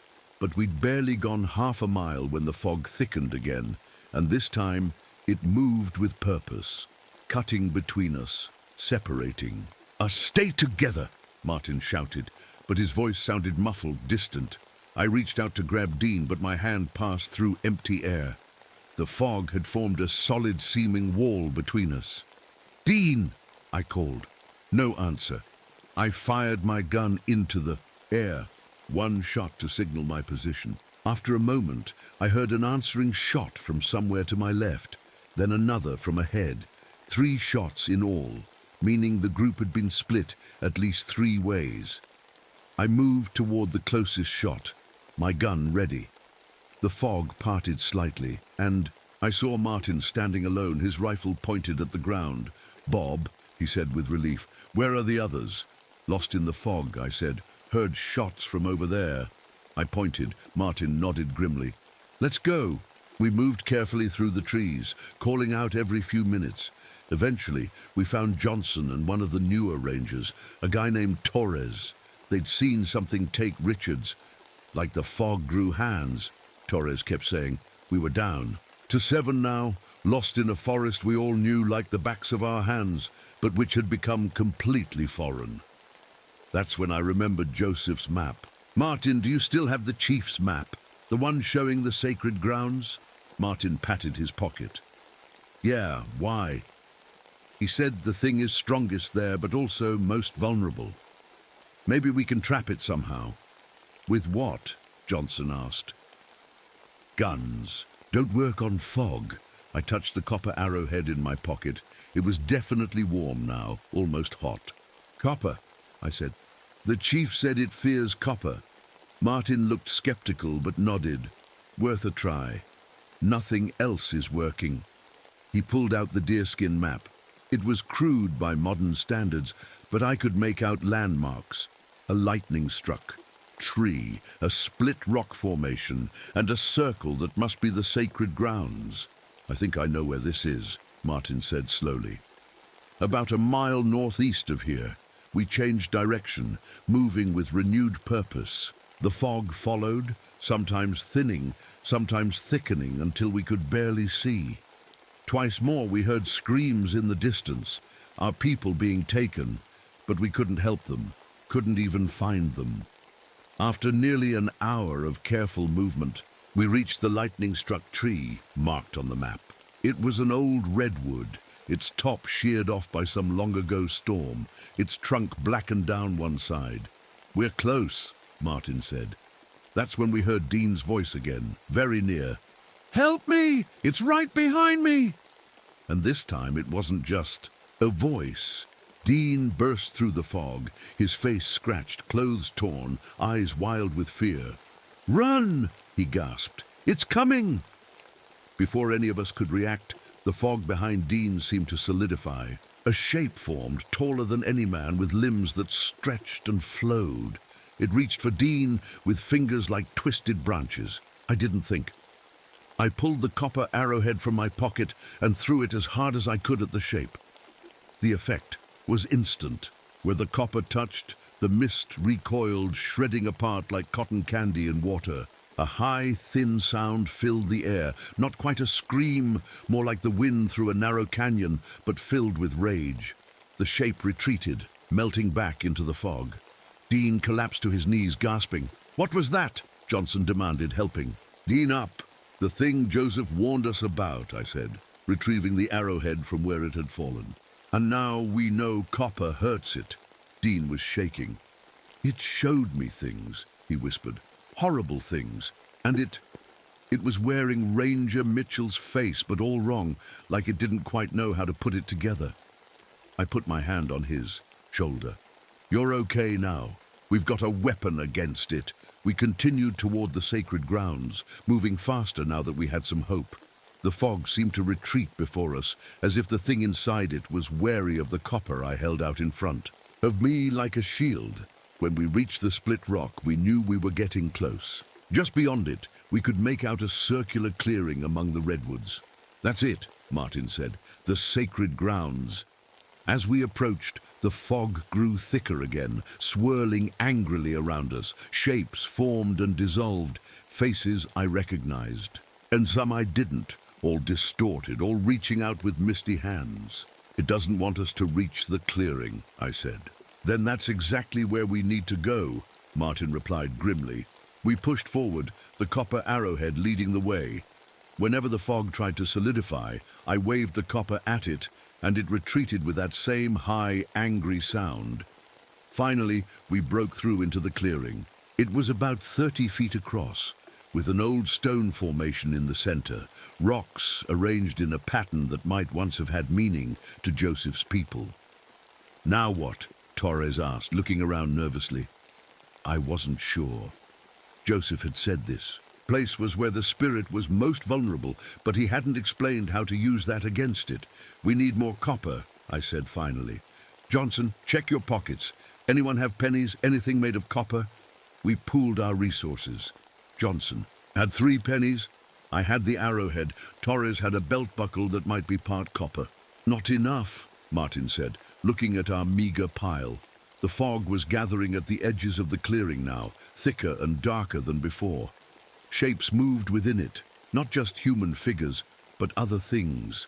Things with too many limbs and eyes, where eyes shouldn't be. "It's getting stronger," Dean whispered. I looked at the copper items in my hand and thought about what Joseph had said. The spirit is strongest here, but also most vulnerable. "We need to make a circle," I said suddenly. The idea coming to me. A copper circle all the way around the clearing. Martin nodded, understanding.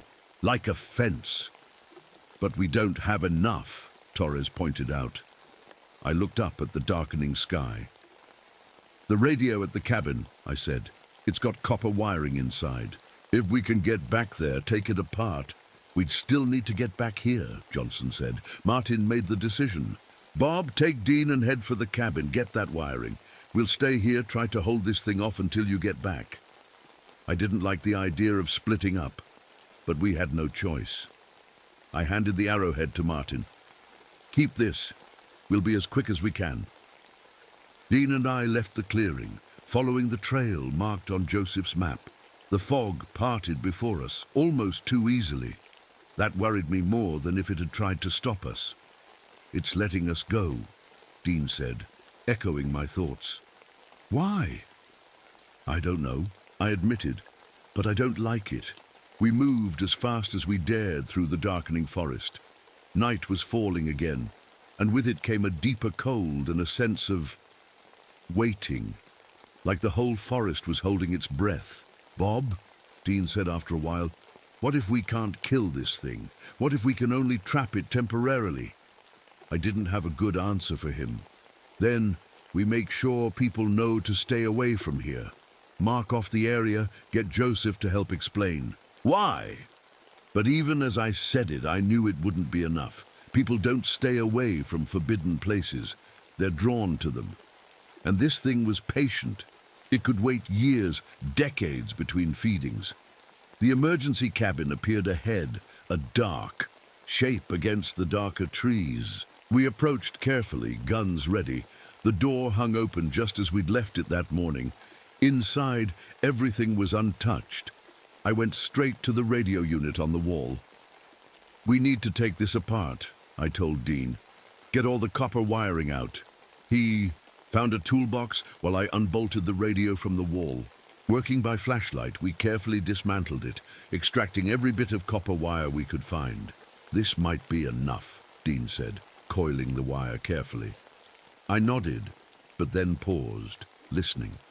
Outside, the forest had gone completely silent. "Again, we need to hurry," I said quietly. We packed up the wire and headed back out. The fog had lifted somewhat, but that only made me more uneasy. This thing was planning something. We were halfway back to the sacred grounds when we heard the first scream. It was Johnson's voice, filled with terror. Then another scream. "Torres, run!" I told Dean, and we sprinted through the trees. We reached the split rock marker just as a third scream cut through the night.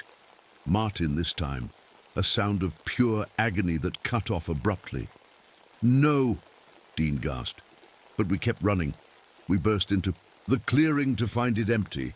No Martin, no Johnson, no Torres. Just the stone formation in the center, now arranged differently, the rocks forming a rough human shape, like a child's drawing. And all around the edge of the clearing, the fog was gathering, thicker and darker than ever, shapes moving within. It that made my eyes hurt to look at. We're too late, Dean whispered, but I refused to believe that. We can still do this, I said, pulling out the copper wire. Start laying it around the edge of the clearing. Make a complete circle. As Dean began unwinding the wire, I noticed something on the ground near the stone formation. Martin's ranger hat, the real one this time, with a dark stain on the band that could only be blood. And next to it, gleaming in the dim light, the copper arrowhead. I grabbed the arrowhead, feeling its warmth in my palm, and joined Dean in laying out the copper wire. The fog churned angrily at the edge of the clearing, sensing what we were trying to do. Hurry, I urged, my voice barely above a whisper. Dean worked quickly, his hands shaking but determined. We had almost completed the circle when the fog began to take shape. Not just vague human forms this time, but detailed faces, Cooper, Mitchell, Johnson, Torres and Martin, all looking at us with blank, dead eyes. Don't look at them, I warned Dean. It's trying to distract us. But even I couldn't help staring, as the shapes became more solid. Martin's face drifted toward me, his expression changing from blank to pleading. Bob, help me, he said in Martin's voice. I'm still in here. It didn't take all of me. My hands faltered on the wire. Bob, don't listen, Dean shouted. It's not him. The fog moved like a living thing now, reaching tendrils toward the incomplete circle of copper. I snapped out of my daze and rushed to finish the connection, but I was too slow. A thick arm of mist shot forward and wrapped around Dean's ankle, yanking him off his feet. He screamed as it began to drag him toward the mass of fog. I dropped the wire and lunged for him, grabbing his hands. We were in a tug of war with the fog, and we were losing. Dean's eyes were wide with terror as the mist began to creep up his legs. The wire, he gasped. Finish the circle. But I couldn't let go of him. If I did, the fog would take him. Then I remembered Jimmy's dog tags around my neck, old pennies from 43, copper. In one desperate move, I ripped the chain from my neck and threw it toward the gap in our wire circle. It landed perfectly, bridging the gap just as the fog gave a mighty pull. Dean slipped from my grasp, sliding toward the edge of the clearing. But as the dog tags completed the circle, a high-pitched wail filled the air. The fog recoiled violently, releasing Dean as if burned. All around the clearing, the copper wire and tags began to glow with a faint blue light. The fog backed away from it, unable to cross. It worked, Dean cried, scrambling back to my side, but our victory was short-lived. Inside our copper circle, the fog was still there, swirling faster now, condensing into something more solid. The human faces blended together, forming a towering figure at least 9 feet tall, with limbs that moved in ways that shouldn't be possible. It no longer looked like mist pretending to be human. Now it looked like something ancient and angry, with too many fingers on hands that reached almost to the ground, and a face that kept shifting between human features and something much older. What now? Dean asked, his voice barely audible over the creature's constant wailing. I clutched the copper arrowhead, the only weapon we had left. We need to weaken it somehow. The creature moved toward us, its feet never quite touching the ground. As it approached, I felt a wave of cold wash over me, bringing with it images from Korea, the bunker, the explosion, Jimmy dying in my arms. It's in my head, I gasped. Dean was seeing his own horrors. I could tell by the way his eyes darted around, seeing things that weren't there. My mom, he whimpered. She's burning. The creature fed on our fear, growing more solid with each step closer. I could see faces within its misty body now. Cooper, Martin, and others I didn't recognize, all screaming silently, their features distorted. That's when I understood what Joseph meant. This thing absorbed its victims somehow, kept pieces of them inside itself, and here, in this sacred place, those pieces were visible. Dean, I said, gripping his shoulder, don't look at what it's showing you. Look at me. His eyes gradually focused on my face. It's using our fears against us, I continued. That's how it feeds. We need to stop being afraid. Easier said than done with a 9-foot monster bearing down on us. But I remembered something my old sergeant used to say. Fear is just your mind painting pictures of stuff that ain't happened yet. I took a deep breath and forced myself to look directly at the creature. Past the hallucinations it was trying to feed me, past the faces of its victims, at the thing itself. You don't belong here anymore, I said firmly. This isn't your world. Now, the creature paused, tilting its misshapen head as if confused. You can't have him, I continued, nodding toward Dean. And you can't have me. We're not afraid of you. A lie, of course. I was terrified. But saying it out loud helped make it a little bit true. The creature let out a sound between a hiss and a howl, then rushed at us with impossible speed. I shoved Dean aside and raised the copper arrowhead like a knife. When the creature hit me, it was like being plunged into ice water. Every bad memory, every nightmare I'd ever had flashed through my mind at once. I saw Jimmy dying a dozen different ways. I saw my ex-wife crying as she packed her bags. I saw my father's disappointed face when I came home broken from the war. But through it all, I held onto the arrowhead, and as the creature's cold form engulfed me, I thrust the copper into where I thought its heart should be. The world went white with pain. The creature screamed, not with a human voice, but with a sound like trees breaking in a storm, like ice cracking on a frozen lake.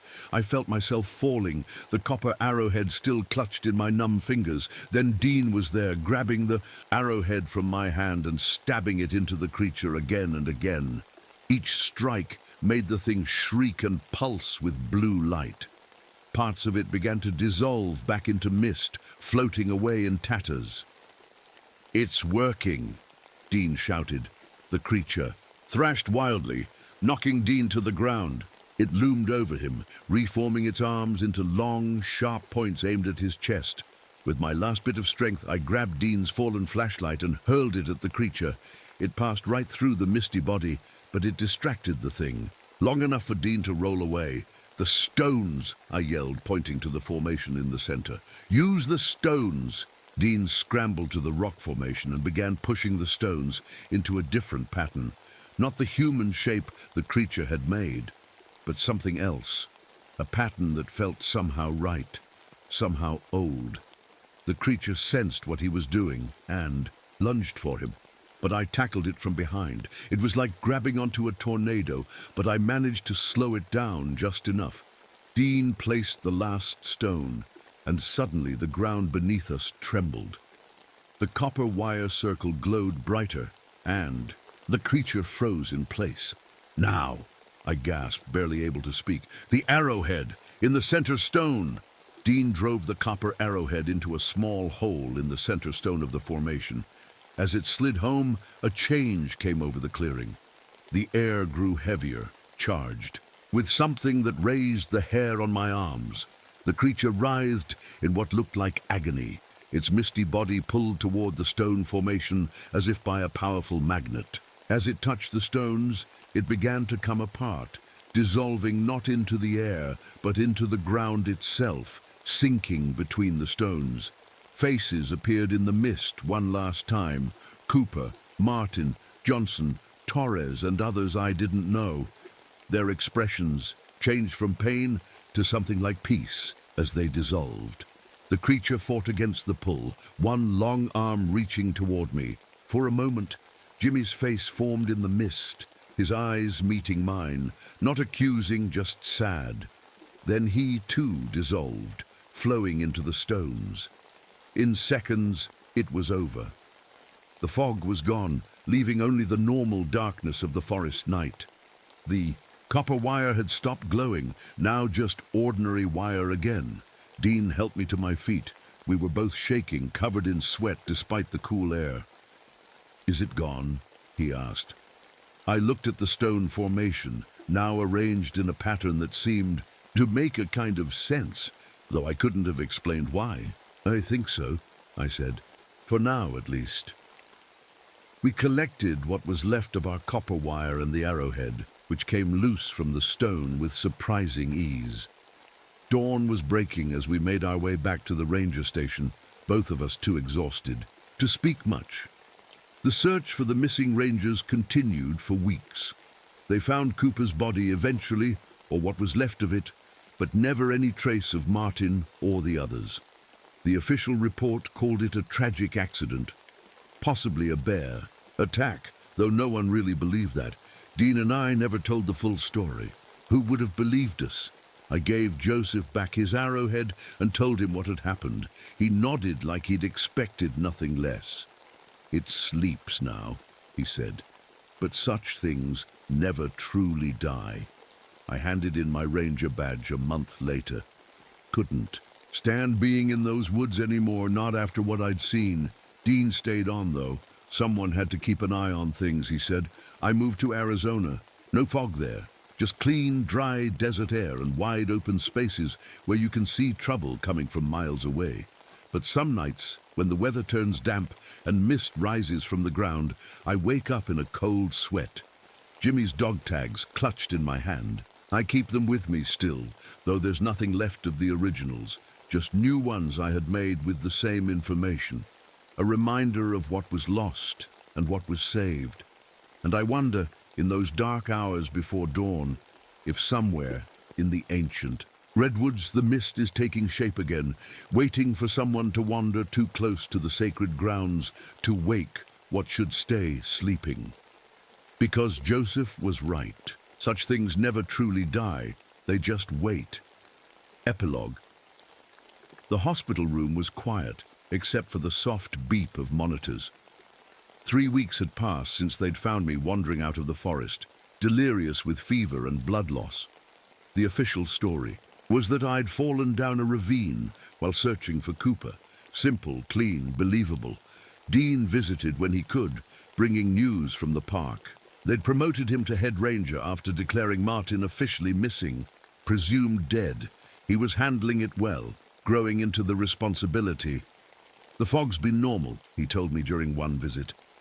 "Nothing strange about it at all." I nodded.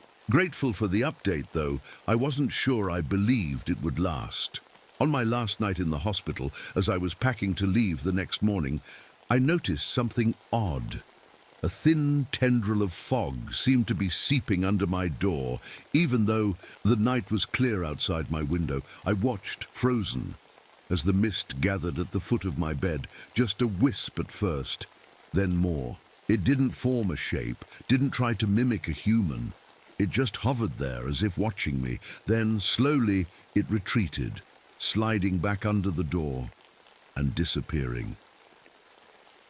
I checked out of the hospital first thing the next morning and drove straight to Joseph's cabin. He listened to my story without surprise. "It marked you," he said simply. "You looked into its eyes, and it looked back into yours. Such a connection is not easily broken." "What does that mean for me?" I asked. Joseph shrugged his old shoulders. "It means your fight is not over, Robert Erickson. It may never be." As I drove away from the redwoods, for what I hoped was the last time, I glanced in my rearview mirror. The trees stood tall and ancient against the clear blue sky, revealing nothing of their secrets, but I knew the truth now. In the deepest parts of the forest, where the shadows are darkest and the fog clings to ancient bark, something waits, something watches, and sometimes, in the quiet hours of night, it whispers my name.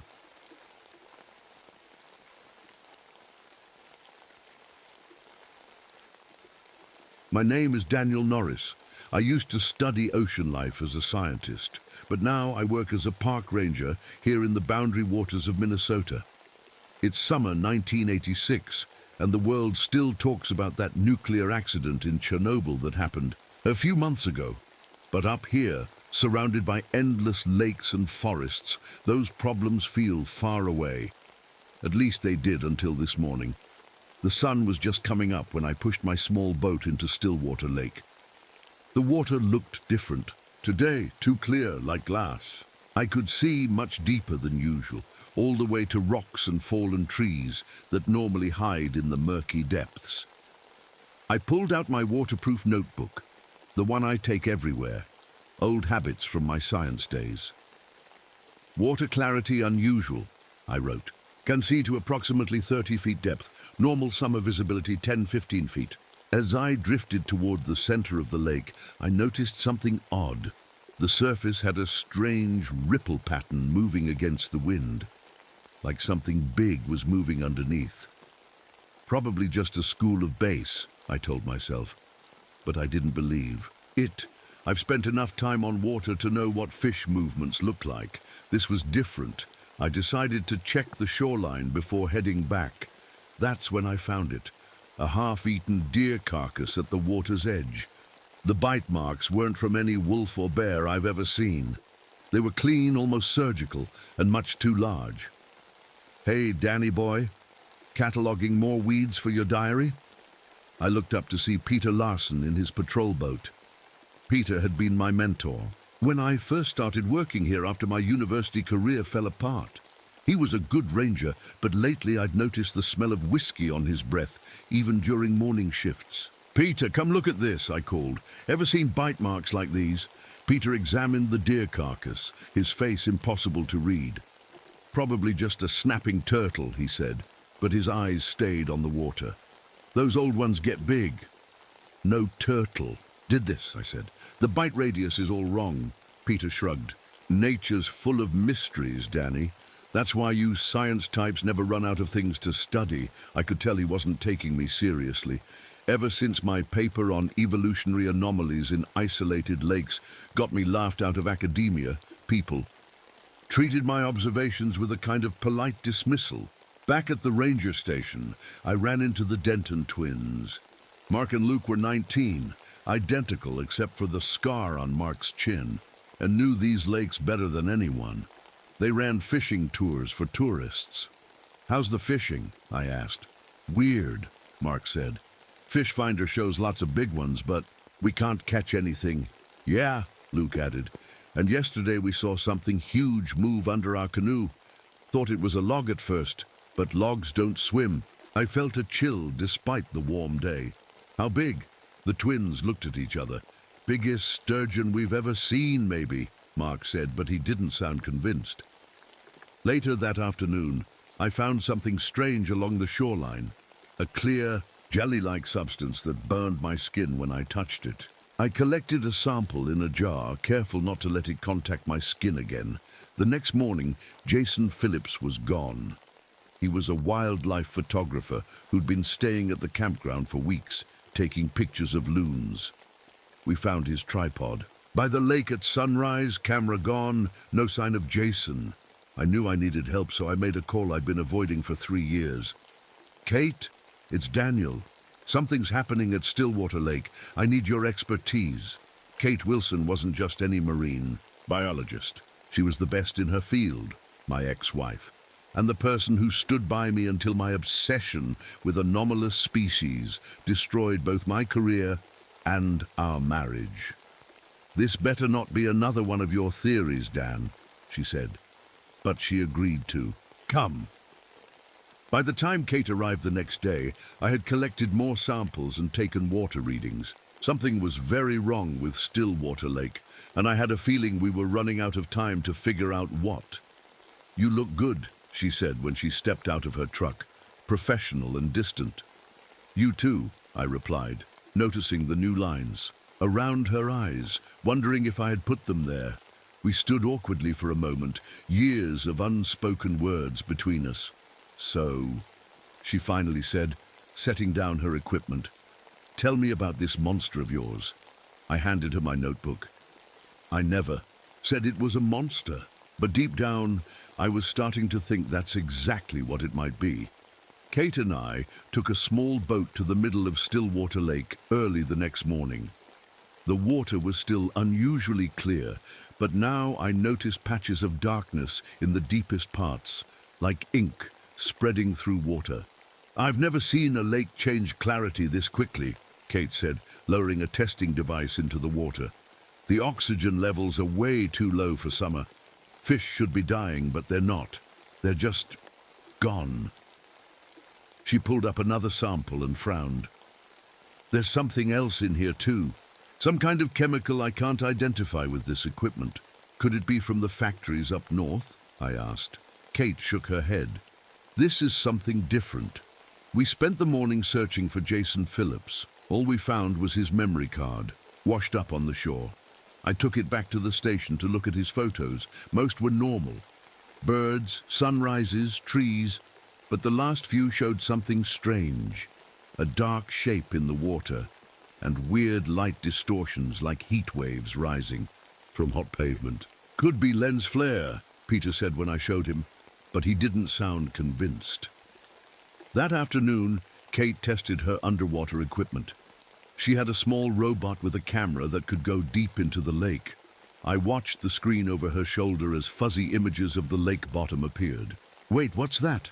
I pointed at a large shadow moving across the screen. Probably a sturgeon, Kate said, but then the shadow moved again. Whatever it was much bigger than any fish that should be in these lakes. Suddenly the screen went blank. I lost connection, Kate said, trying to restart the system. That's weird. The battery was full. We pulled the robot back up. The cable looked like it had been chewed through. That night, we talked to the old man who ran the local store. His family had lived here for generations. My grandfather used to tell stories, he said, pouring us coffee, about the long one who sleeps in the deepest lake. Said it wakes up every few decades to feed. Just an old story, I said, but my skin felt cold. Maybe, the old man replied. But folks went missing in the 50s too, and before that in the 1910s, always the same lake. Back at the ranger station, I dug through old records. The old man was right. Clusters of missing persons cases around Stillwater Lake, spaced about 30 to 40 years apart. Dan, look at this, Kate called from her computer. She'd been analyzing water samples all evening. The chemical composition is all wrong. It's like nothing I've seen in a natural lake. The next morning, we decided to explore the lake more thoroughly. Mark Denton offered to help us, saying his brother was out on another tour. There's an underwater cave system on the north side, Mark told us. Luke and I found it last summer. It's pretty deep. We took diving gear and headed to the spot Mark described. Kate went down first, then me, with Mark waiting in the boat. The underwater world was eerily silent. The cave entrance was about 20 feet down, a dark mouth in the rock wall. Kate pointed her light inside and swam forward. I followed. The cave opened into a larger chamber. On the walls were strange markings, not graffiti, but old carvings. They showed a long, snake-like creature with multiple rows of teeth. Kate pointed to them, eyes wide behind her mask. I nodded. This was no coincidence. When we surfaced, Mark was pale. "Did you see anything down there?" he asked nervously. "Just some old cave drawings," I said. "Why?" "While you were down, something big moved under the boat," he said. "Really? Big?" That evening, Peter showed up at my cabin. He smelled like whiskey, but his eyes were clear. "I'd need to show you something," he said, placing a folder on my table. Inside were government documents labeled classified. "Where did you get these?" I asked. "I've been here longer than you think," Peter said. "In 75, people from the government came to test the water, said they detected a radiation spike. But they weren't just testing, they were looking for something. The documents mentioned anomalous biological readings and electromagnetic disturbances in Stillwater Lake. "Why didn't you tell me this before?" I demanded. Peter looked away. "They made me sign papers, said it was national security. But after Jason disappeared," his voice trailed off. Our radios crackled with static, making us both jump. Lately, all our electronics had been acting strange near the water. Radios cutting out, boat engines dying. "Daniel," Kate's voice came through the static, "you need to see this." Mark went diving again. "He's hurt." We rushed to the medical cabin where Kate was treating Mark. He had long, clean cuts across his chest and back. "Something grabbed me," Mark gasped. "I didn't see it, but I felt it. Cold and slippery, like touching a live wire." While Kate bandaged him, I checked the sonar data she'd collected earlier. There it was, a massive reading, way too big for A sturgeon or any fish that should be in these lakes, whatever it was, measured at least 30 feet long. We need to tell someone, Kate said. Who? I asked. The same government that's been hiding this for years. We need more evidence first. As if on cue, the door opened. A woman in a crisp government windbreaker stood there, flanked by 2 men. And carrying equipment, Dr. Helena Nowak, she introduced herself. Department of Environmental Protection. We've been monitoring the situation and came to assist. Her smile didn't reach her eyes. I didn't trust her for a second. The truth about Stillwater. Lake was about to get much darker, and I wasn't sure any of us were ready for it. Dr. Nowak took over the main office at the ranger station, setting up her equipment and asking lots of questions. But I noticed she answered very few of our own. We're just here to help with the water. Equality issues, she said whenever I pressed for details. Standard procedure after environmental complaints. But nothing about this felt standard. The men with her carried cases with government logos I didn't recognize, and they set up strange devices along the shoreline. She's hiding something, I told Kate as we walked back to our cabins that night. Of course she is, Kate agreed, but she also has better equipment than we do. Maybe we can use that to our advantage.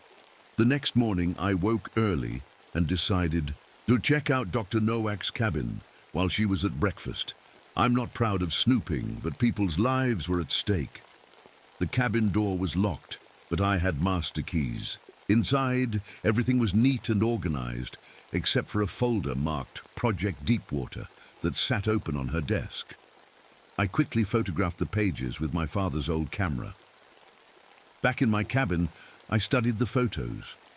Most of the text was blacked out, but one page talked about biological anomalies with adaptive capabilities and dormancy cycles. Another mentioned tests conducted in the lake during the 1960s. They weren't just testing the water, I realized. They were testing something in the water. Kate had better luck with the equipment. Dr. Nowak let her use an advanced underwater drone with better cameras than anything we had. I told her we need to check water quality at specific depths, Kate explained, as we took the boat out with the drone. She bought it. We dropped the drone into the deepest part of the lake. The footage was much clearer than our previous attempts. We could see the rocky bottom, fallen trees, and there, Kate pointed to a dark opening in the lake floor, another cave entrance. As the drone approached the cave, something moved at the edge of the frame, something long and pale that reflected the drone's lights in a strange way. What was that? I whispered, even though we were alone on the boat. Kate steered the drone toward where we'd seen movement. For a moment there was nothing, and then the screen exploded with movement, a massive eel-like shape with skin so thin it looked almost transparent. I could see dark shapes of internal organs pulsing inside. The creature had a head like nothing I'd ever seen, with row after row of teeth and strange glowing parts that looked like fishing lures. And then the screen went black. Connection lost. The drone's control panel beeped. Did you see that? Kate's voice shook. Did you see the size of it? I nodded, my mouth dry. The drone must have a backup memory card. We need that footage. But when we pulled up the drone's retrieval line, all we got was a frayed cable end. The drone was gone. That night, Luke Denton didn't come back from a late fishing trip. We found his canoe the next morning, flipped over near the same deep area where we'd lost the drone. While the search for Luke continued, Mark showed me something he'd found washed up on shore, a long, transparent material like shed snakeskin, but bigger than any snake I'd ever seen. I took it to Kate, who put it under her portable microscope. This isn't from any known species in these lakes, she said. The cell structure is all wrong. It's like, I don't even know what it's like. Dr. Nowak overheard us and asked to see the sample. Her reaction told me everything. She recognized it. You know what this is? I said. It wasn't a question. She stared at me for a long moment. Come to my cabin tonight. Just you and Dr. Wilson. When we arrived, Dr. Nowak had a bottle of whiskey open on her table. She poured 3 glasses with shaking hands. In 1962, the government tested chemical compounds in remote lakes across the country. She began. Cold War stuff. They were looking for ways to create biological agents that could survive in various environments. "You're saying the government put something in Stillwater Lake?" Kate asked. "No," Dr. Nowak shook her head. "I'm saying they found something already there and made it worse." She showed us more documents, reports of a specimen that had been dormant for decades before the chemicals disturbed it. The scientists back then thought it might be prehistoric, something trapped in the lake system after the last ice age that evolved in isolation. "That's not possible," Kate said, but she didn't sound convinced. "Neither was coelacanth until we found one," Dr. Nowak replied. "Deep, isolated environments can preserve species we thought were extinct." A radio call interrupted us. Peter was taking a research boat out to check something he'd spotted in the water. We rushed to the dock, but we were too late. From shore, we watched Peter's boat stop in the middle of the lake.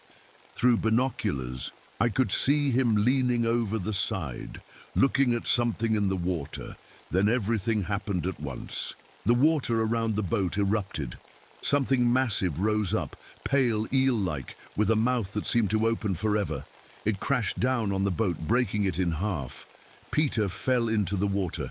For a moment, I saw him thrashing, trying to swim. Then he was yanked under, leaving nothing but ripples. "It's hunting us now," Dr. Nowak whispered. Back at the station, Kate analyzed the samples we had collected. "This doesn't make sense," she said, looking up from her microscope. "Based on these tissue samples, this creature shouldn't be able to exist. It has features from eels, deep-sea fish, and even some reptiles. It's like evolution took a different path entirely in this lake." That night I studied the creature's hunting patterns on a map. Every attack, every sighting had been marked. It always returned to the same deep area afterward. "It has a home base," I told Kate. "Some kind of nest or den in that deep section." The next morning, using equipment Dr. Nowak provided, we discovered why that spot was special. A small underwater hot spring, creating a warm zone in the otherwise cold lake. "That's why it stays there," Kate said. "It's warming itself. Cold-blooded creatures need heat sources." But we also found something else. Mark, who had been helping despite his injuries, suddenly developed a high fever and strange burns where lake water had touched his wounds. "The water's toxic now," Dr. Nowak explained as we treated him. "The creature secretes something through its skin, a paralytic toxin." "How do you know that?" I demanded. She looked tired, older than her years. "Because we've seen it before. After Chernobyl, Soviet scientists reported similar creatures in lakes near the disaster zone. Dormant species, awakened and mutated by the radiation. This was getting worse by the hour. We needed a plan. The underwater cave system," I said suddenly. "If that's where it lives, maybe we can trap it there." Kate nodded slowly. "It would need to be lured in, and then the entrance collapsed somehow." We began planning, gathering explosives used for clearing fallen trees, and designing a trap using the underwater caverns. But while we were preparing, the creature attacked the ranger station. I was in the supply shed when I heard screaming. I ran outside to see something impossible. The creature, dragging itself across land on strange flipper-like limbs, moving toward the medical cabin where Mark was recovering. Its skin glistened in the moonlight, organs visible through the translucent flesh. The mouth opened to reveal rows upon rows of needle-like teeth. Dr. Nowak ran toward it with a sample container, apparently trying to collect something from the creature. It turned, faster than anything that size should move, and lunged. I didn't see what happened next, only heard her scream cut short. By the time we drove it back into the water with flares and noise, Dr. Nowak was gone. Only a smear of blood remained where she had stood, and the worst realization came when Kate pointed to the shoreline. "Daniel, look. There, in the shallows, were smaller versions of the creature. 3 of them, each about 6 feet long, slipping into the deeper water. "It's not just hunting," Kate whispered. "It's reproducing."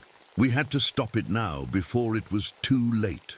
Morning came with a heavy fog over Stillwater Lake. We were down to just 3 of us now, me, Kate and Mark, who was still sick but refusing to leave. "We need to understand its patterns better," Kate said as we sat around the map. "Every predator has habits, weaknesses." I nodded.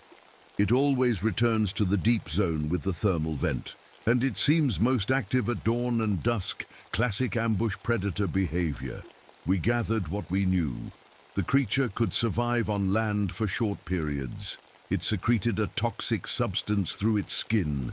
It could somehow disrupt electronics, and it had produced offspring. "If we don't stop it, these babies will spread to other lakes through the connecting streams," I said, tracing the waterways on the map. Mark coughed, his face pale and sweaty. The strange burns where the water had touched his wounds were spreading, turning dark purple. "We need to get you to a hospital," Kate told him. "No," Mark shook his head. "Not until we find Luke. He could still be alive." We all knew that wasn't true, but nobody said it. Using Dr. Nowak's equipment, we set up underwater microphones around the lake. By midday, we were picking up strange sounds, clicking and humming that didn't match any known fish species. "It's using sound to communicate," Kate realized, "like whales or dolphins. Or to hunt," I added. "Many predators use sound to stun or confuse prey." We also noticed something else. The creature seemed attracted to electrical equipment. Every time we put something electronic in the water, it would investigate within hours. "It senses electromagnetic fields," Kate explained. "Like sharks. That's how it finds prey in murky water." This gave me an idea. We could use that, set up electrical equipment in the underwater cave system as bait. "And then what?" Mark asked, his voice weak. "We collapse the cave entrance," I said. "Trap it inside." We spent the rest of the day preparing. Kate rigged old radios and flashlights to create electromagnetic signals. I gathered the explosives we used for clearing fallen trees and dangerous ice in winter. Mark studied the map of the cave system, marking the best spots for our trap. As evening approached, we loaded our boat. The plan was simple but dangerous. Kate would place the electrical lures deep in the cave system. I would set the explosives at key points near the entrance. Once the creature went in, we'd trigger the explosion and seal it inside. "What about the babies?" Mark asked. "One problem at a time," I said. "We deal with the big one first." Just as we were about to leave, the radio crackled with static. "Hello? Anyone there?" A weak voice came through. Mark grabbed the radio. "Luke! Luke! Is that you?" More static then. "Trapped, cave, water rising." We looked at each other in shock. Luke was alive, and he was somewhere in the same cave system we were about to collapse. "We have to get him out first," Mark said, already grabbing extra diving gear. "It's too dangerous," I argued. "That thing is probably using him as bait." "He's my brother," Mark said simply. I couldn't argue with that. We adjusted our plan. We would try to find Luke first, then set the trap. The sun was setting as we reached the spot above the underwater cave entrance. The lake was unnaturally still, like glass. "I don't like this," Kate whispered. "It's too." "And quiet." We all wore diving gear now, with waterproof radios attached to our masks. Mark, despite his sickness, insisted on coming. "I can hear you both through the radio," I tested. "Remember, we go in, find Luke if possible, set the lures and charges, then get out fast." Kate went first, then Mark, then me. The water was colder than I expected, and darker. Our dive lights cut small tunnels through the blackness. The cave entrance looked like a mouth waiting to swallow us. I pushed away the thought and followed the others inside. The main tunnel branched into smaller passages, about 50 feet in. We had agreed to stay together, but it was tight in some spots, forcing us to go single file. "Left tunnel," Kate's voice came through the radio. "The thermal readings are stronger this way. We swam deeper into the earth. Strange rock formations surrounded us, twisted by centuries of water. Our lights reflected off mineral deposits, creating eerie patterns. Then we entered a larger chamber, and our lights showed something incredible. The cave walls were covered with the same carvings we'd seen before, but much more detailed. They told a story, early settlers or Native Americans encountering the creature, worshipping it, fearing it. "These are hundreds of years old," Kate said, her voice filled with wonder despite our situation. "Guys," Mark called from across the chamber. "I found something." He was pointing his light at a small opening near the chamber floor. Something reflected back. Metal. We swam closer. It was a dive tank lodged in the narrow passage. "Luke," Mark called into his radio. "Luke, can you hear us?" A faint tapping sound answered, coming from beyond the passage. "He's in there," Mark said, already trying to squeeze through the opening. "Wait," I grabbed his arm. "It's too narrow with the tanks. We need to—" I never finished. A low vibration rumbled through the water around us. Our dive lights flickered. "It's coming," Kate whispered. "Set the charges," I told her, passing over the waterproof bag. "I'll help Mark." Kate swam to the main entrance, while Mark and I worked on widening the small passage. The vibration grew stronger. Our equipment began to malfunction. Dive computers showing impossible depths, radios cutting in and out. "Got it," Mark called. As the opening widened enough to squeeze through, he went in first. I followed, scraping my shoulders on the rough stone. The passage opened into another chamber, smaller and filled with air at the top. We surfaced, and there was Luke, huddled on a narrow rock shelf above the waterline. He looked terrible, skin pale, lips blue, but alive. "Mark," he croaked, disbelieving. "Is that really you?" "It's me, brother," Mark said, tears mixing with water on his face. "We're getting you out." "The monster," Luke whispered. "It kept me alive, brought me here like it was saving me for later." A cold feeling settled in my stomach. "We need to go. Now." Just then, Kate's panicked voice came through our radios. "It's here. It's blocking the main entrance." I helped Luke into a spare dive mask while Mark explained the situation. "There's another way out," Luke said weakly. "Back chamber. Goes up. Comes out in the forest." "Are you sure?" I asked. He nodded. "Saw light from above," I radioed Kate. "Get out if you can. We're taking another exit." Her reply was broken by static. "Set the charges, timer, 15 minutes. "We have 15 minutes before the charges blow," I told the others. "Let's move." We helped Luke back underwater and through a series of smaller tunnels he pointed out. The vibration was constant now, making the water itself seem to pulse around us. Then our dive lights caught something ahead, a long, pale shape blocking the tunnel. Not the adult, one of the babies. But baby wasn't the right word for something 6 feet long with rows of needle teeth. It sensed us and turned, mouth opening impossibly wide. Mark suddenly pushed forward, positioning himself between the creature and his brother. "Go," he shouted through the radio. "I'll distract it." Before we could stop him, Mark swam straight at the creature. His dive light aimed at its eyes. The thing recoiled momentarily, then lunged. I grabbed Luke and pulled him into a side passage as Mark's scream cut through our radios. The water turned, dark with blood. Luke tried to turn back, but I held him firmly, pulling him along the tunnel. We had no choice. We swam upward through an increasingly narrow shaft. My air gauge was in the red. Luke was barely conscious. Just when I thought we wouldn't make it, my head broke the surface. We were in a small pool inside a cave, with daylight filtering from a hole above. I dragged Luke out of the water and climbed the rocky wall to the opening. We emerged into the forest about a quarter-mile from the lake shore. As we stumbled through the trees, a deep rumble shook the ground. The charges had detonated. Part of me hoped the creature had been trapped inside, but I doubted we would be that lucky. When we reached the ranger station, Kate was there, soaking wet and shaking. It followed me out, she said. The explosives went off, but I don't think we got it. It was too fast. Luke collapsed onto a chair, coughing up water. Mark, he asked. The look on my face told him everything. That night, we gathered what weapons we could find. Flare guns, a hunting rifle, knives. The main creature is injured, Kate reported.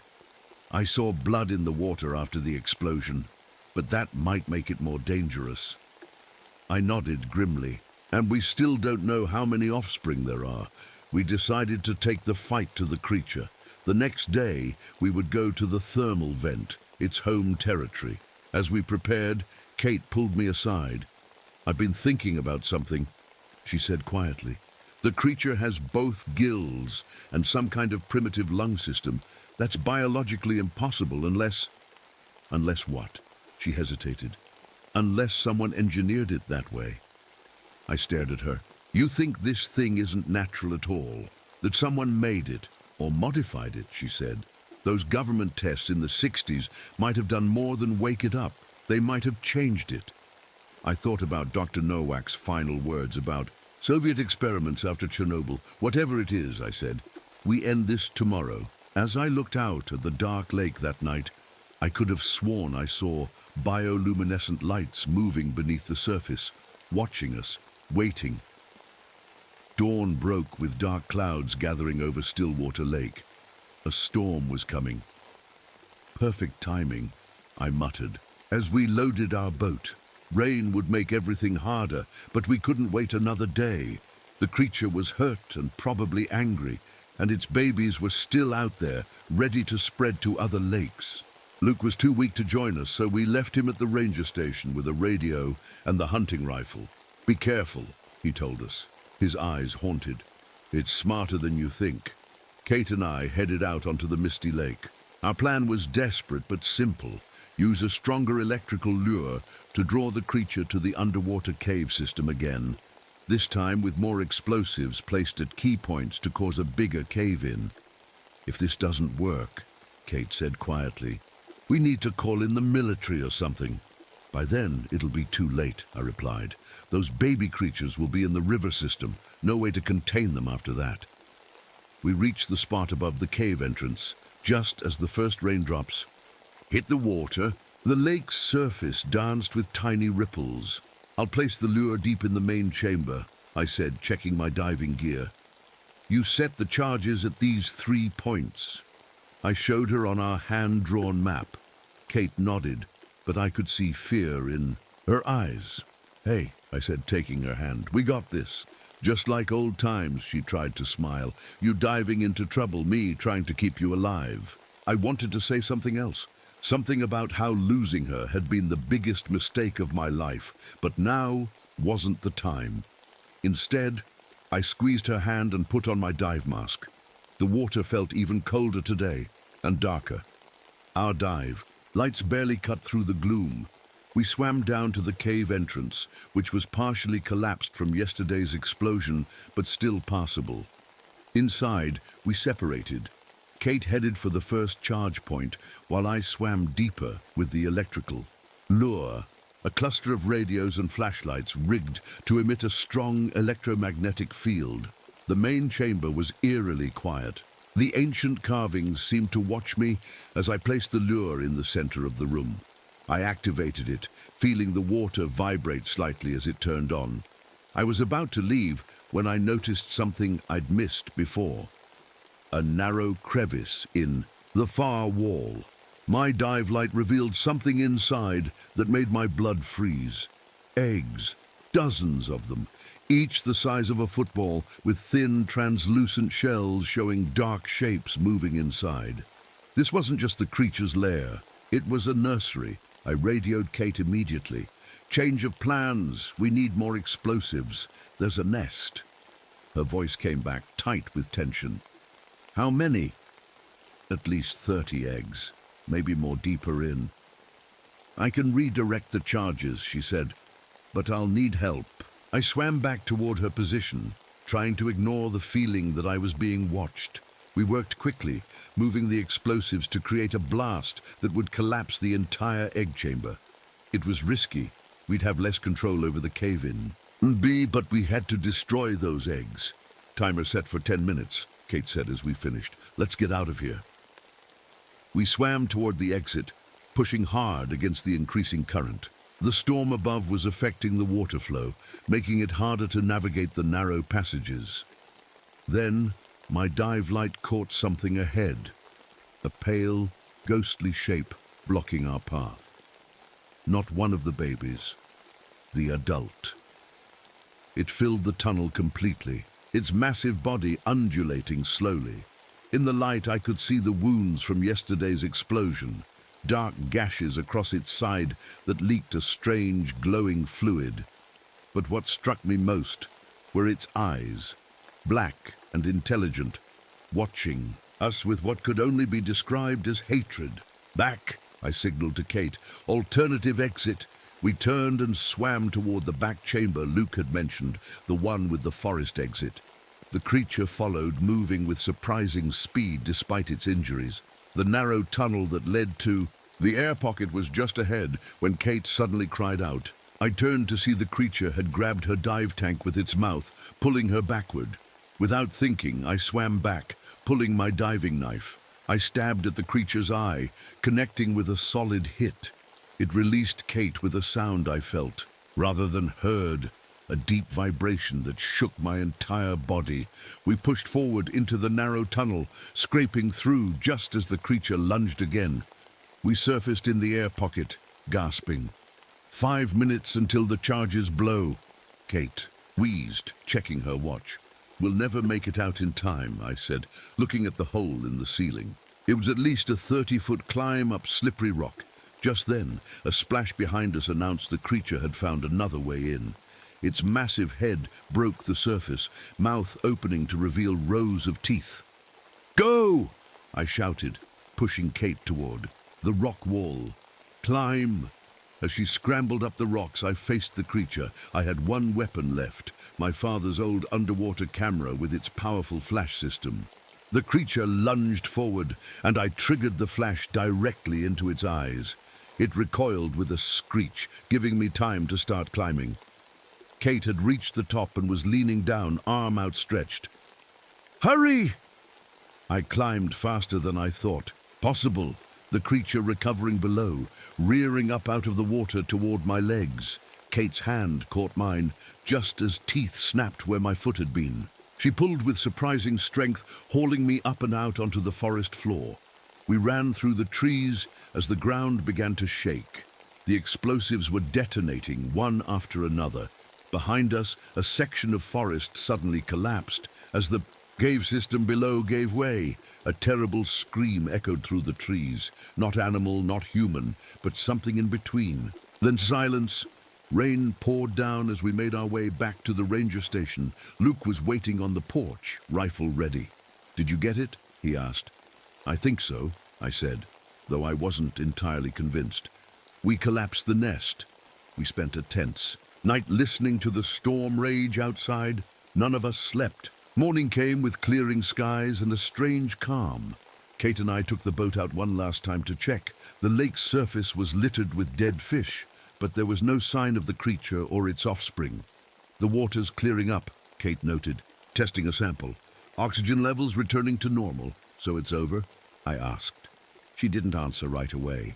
The nest is destroyed. The adult is either dead or badly wounded. But these lakes connect to other lakes, and we don't know if there were more babies we missed. We headed back to shore. There would be reports to file, explanations to make, a cover story to create. Mark's body would never be recovered. Jason's disappearance would remain a mystery to all but us.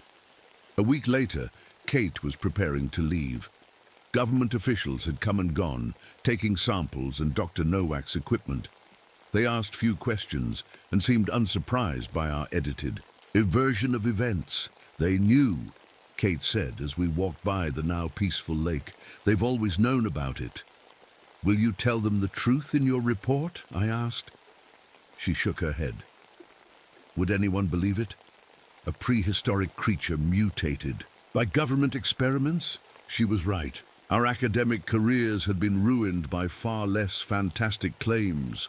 "What will you do now?" she asked. "Stay here," I said. "Monitor the lake. Make sure it doesn't come back." "Alone?" I looked at her, at the face I'd loved and lost. "That depends." She didn't answer, but she didn't pull away when I took her hand. 3 months later, I was still at Stillwater. The lake had returned to normal. Fish populations were slowly recovering. Tourists had returned, unaware of what had happened beneath the placid surface. Kate had gone back to her research position, but called often. We were trying to rebuild what we'd lost, one conversation at a time. On a calm October evening, I took my boat out to the center of the lake. The sunset painted the water gold and red. I dropped my testing equipment over the side, a weekly ritual now. As I waited for the readings, I heard a strange sound, like static on a radio that wasn't there. My instruments suddenly went haywire, numbers jumping erratically. Then it passed. Everything returned to normal. But as I started the boat engine to head back, I glanced down and saw something that made my heart stop.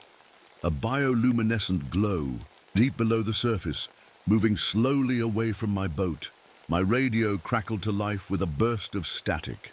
Through the noise, I could have sworn I heard a voice, Kate's voice, though she was hundreds of miles away. "Daniel," it seemed to say, "it's not over." I stared at the now dark water, wondering if I'd imagined it all. Then I started my engine and headed for shore, already reaching for my phone to call Kate. Some things refuse to stay buried. Some depths never truly give up their secrets. And Stillwater Lake was deeper than anyone knew.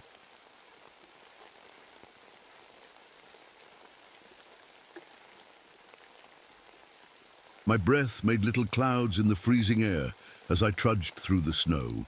The woods were quiet today, too quiet. My name is Marcus Thompson. I'm a wildlife biologist who came to Yellowstone to help bring wolves back to the park. It was winter 1992, and I was still getting used to being a ranger. I adjusted my wire rim glasses and pulled my scarf tighter. The cold bit at my cheeks despite my growing beard. 3 months ago, I was stuck in a classroom. Now here I was, tracking wolves through one of America's most beautiful places. My research equipment beeped softly in my backpack. I was following, in tracks from the Lamar Valley wolf pack, but something seemed off today. The wolves had changed their route, avoiding what should have been prime hunting grounds. "That's weird," I muttered to myself, kneeling to examine the tracks. The wolves had made a sharp turn, like they were scared of something ahead. But what scares a wolf pack? I decided to see what they were avoiding. After about a mile, I stopped dead in my tracks. In a small clearing stood what was left of a massive bull elk, but not just dead, frozen solid. Its body was twisted in a way that wasn't natural, like it had been caught mid-movement. I approached carefully, pulling out my camera. The ice around the carcass wasn't normal either. It seemed to radiate from the inside out, like the elk had frozen from within. I'd never seen anything like it. My temperature gauge showed readings that made no sense. 70 degrees right next to areas that were barely below freezing. That was impossible in nature. I snapped photos and collected samples, my scientist brain kicking into overdrive while a knot formed in my stomach. Something was very wrong here. Back at the ranger station, I ran into Walter Dixon, the head ranger. He was in his mid-50s, with a weathered face that had seen everything Yellowstone could throw at him. Or so he thought. "Find anything interesting on your wolf hunt, Professor?" Dixon always emphasized the professor part, making it clear he saw me as an academic, not a real ranger. Actually, yes. I spread the photos on his desk. The wolves are avoiding the northeast sector despite all. The elk there. And I found this. Dixon squinted at the frozen elk photos. Thermal vent, probably. Gets cold, then hot. Animals get confused. Happens all the time. Walter, I've studied thermal vents. They don't create ice formations like this. And look at the temperature readings. He waved his hand dismissively. Your fancy equipment's probably broken. Welcome to real field work. I bit my tongue. Dixon was old school. He believed in what he could see and touch, not data and theories. As I headed to my small cabin, I bumped into Rebecca Collins, another ranger who was using GPS to map the park. Another thing Dixon thought was a waste of time. How's the wolf? Tracking, she asked, her red hair peeking out from under her ranger hat. Weird, really weird. The wolves are actively avoiding an area with plenty of food. Animals know things we don't, she said. Maybe your wolves are smarter than we give them credit for. I nodded, but didn't mention the frozen elk. I needed more evidence before I started sounding crazy to my colleagues. That night I couldn't sleep. I kept thinking about my ex-wife's parting words. You care more about animals than people, Marcus. Maybe she was right. Here I was, worried about wolf behavior while my marriage had crumbled. I pulled out my grandfather's wilderness guide. A first edition I took everywhere. He'd been a naturalist in the 1930s, and his notes had never steered me wrong. Nothing in there about inexplicable freezing or wolf avoidance patterns. My phone rang, jarring me from my thoughts. Thompson. It was Dixon's voice, tense. We've got a situation. Tourist found near Basin Creek. You better come see this. The scene was worse than I imagined. A photographer, a man in his 40s with all the right winter gear, lay frozen solid on a trail. Not just dead from exposure, literally frozen through, like the elk. His camera was clutched in his hands, the last photo showing nothing but a white blur. This doesn't make sense, I said, examining the body without touching it. It's cold, but not cold enough for this. And look, no signs of frostbite on the exposed skin. It's like he flash froze instantly. Dixon looked shaken, for the first time since I'd met him. Never seen anything like it in 30 years of service. I checked my temperature gauge again. Same impossible readings, patches of extreme cold next to normal areas. We need to call in experts, I said. For once, Dixon didn't argue. Dr. Elaine Parker arrived the next day from the University of Wyoming. She specialized in Yellowstone's geothermal features and had been studying unusual activity in the geyser basins. The thermal system is acting up all over the park, she explained as we hiked back to where I'd found the elk. Old Faithful is 10 minutes off schedule, and we've got vents opening where there were none before. Elaine was about my height, with practical clothes and a no-nonsense attitude. She spoke quickly, her mind clearly racing with theories. Here, it is, I said when we reached the elk carcass. It was more frozen than before, the ice crystals spreading across the ground around it. She knelt beside it, careful not to touch. This isn't geological, she said after a long examination. At least not directly. What do you mean? I mean something is drawing the heat out. Geothermal activity doesn't create this kind of ice formation. She stood up. You said the wolves avoid this area? I nodded. Like they know something we don't. We should talk to the Crow consultant for your wolf program. Indigenous knowledge often fills gaps in our scientific understanding. As we headed back, I spotted something that made me freeze. Massive tracks, preserved perfectly in ice, not snow. They were wolf-like, but huge, nearly twice the size of normal wolf prints. And they led straight toward the heart of the park. My gut told me we were dealing with something beyond normal science. The wolves knew it. And now, something told me we needed to know it too. Fast. Later that day, when the sun began to set, over the mountains, I heard the distant howl of wolves.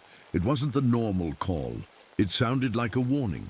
The next morning, I arranged to meet with Benjamin White Eagle, a Crow tribal consultant who had been helping with the wolf reintroduction program. We met at the edge of the park, where the mountains met the plains. Benjamin was in his 60s, with long gray hair and eyes that missed nothing. He listened carefully as I described what I'd found. The elders speak of times when the park becomes dangerous, he said when I finished. They call it the cold that walks. It awakens when the Earth's fires stir beneath the ice.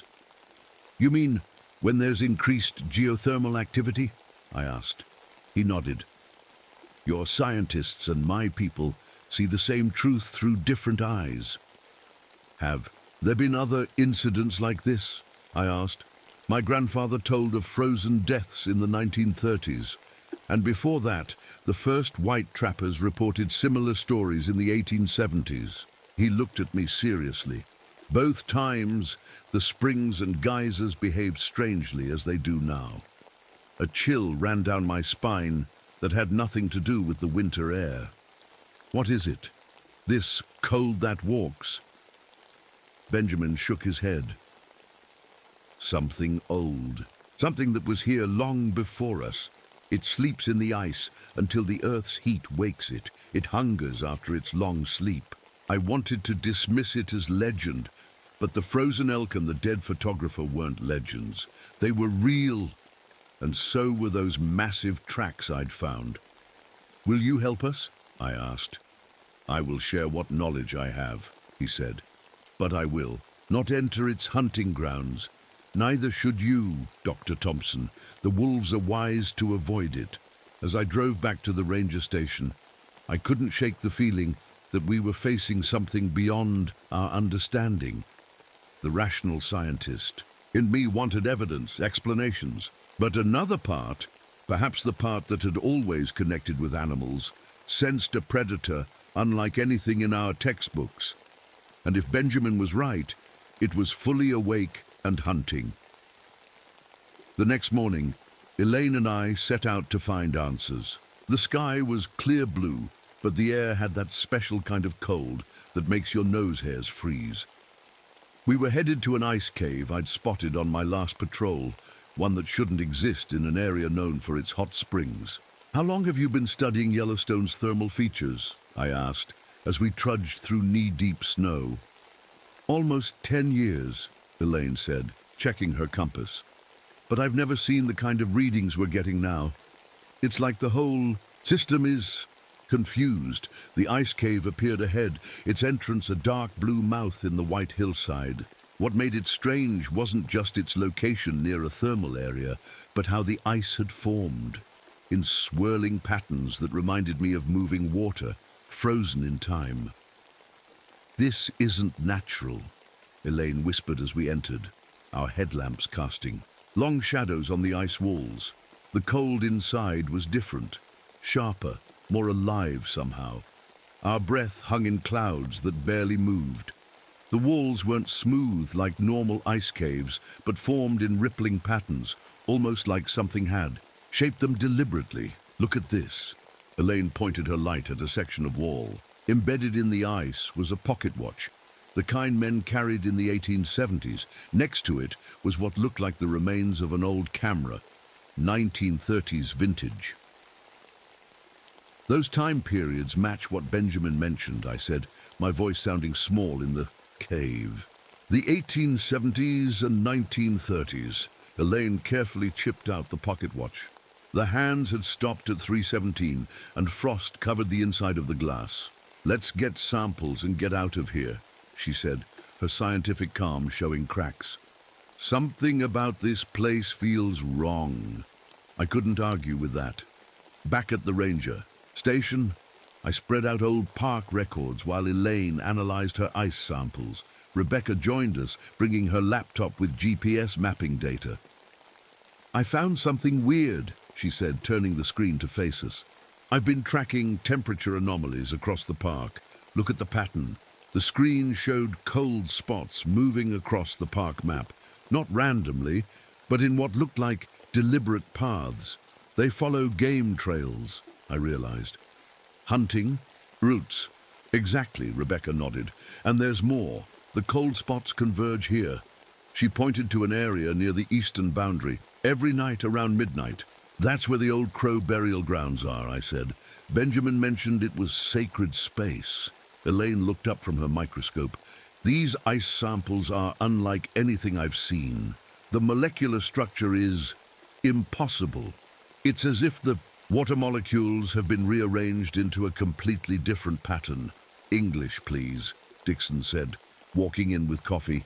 He'd been unusually quiet since finding the frozen photographer. The ice isn't forming naturally, Elaine explained simply. Something is actively changing water into this special kind of ice. Before anyone could respond, the radio crackled. Base, this is Patrol 4. We've got another body. Hunter, about a mile east of Blacktail Creek. This victim was worse than the first. The hunter was partially frozen, his torso solid ice, while his limbs remained normal.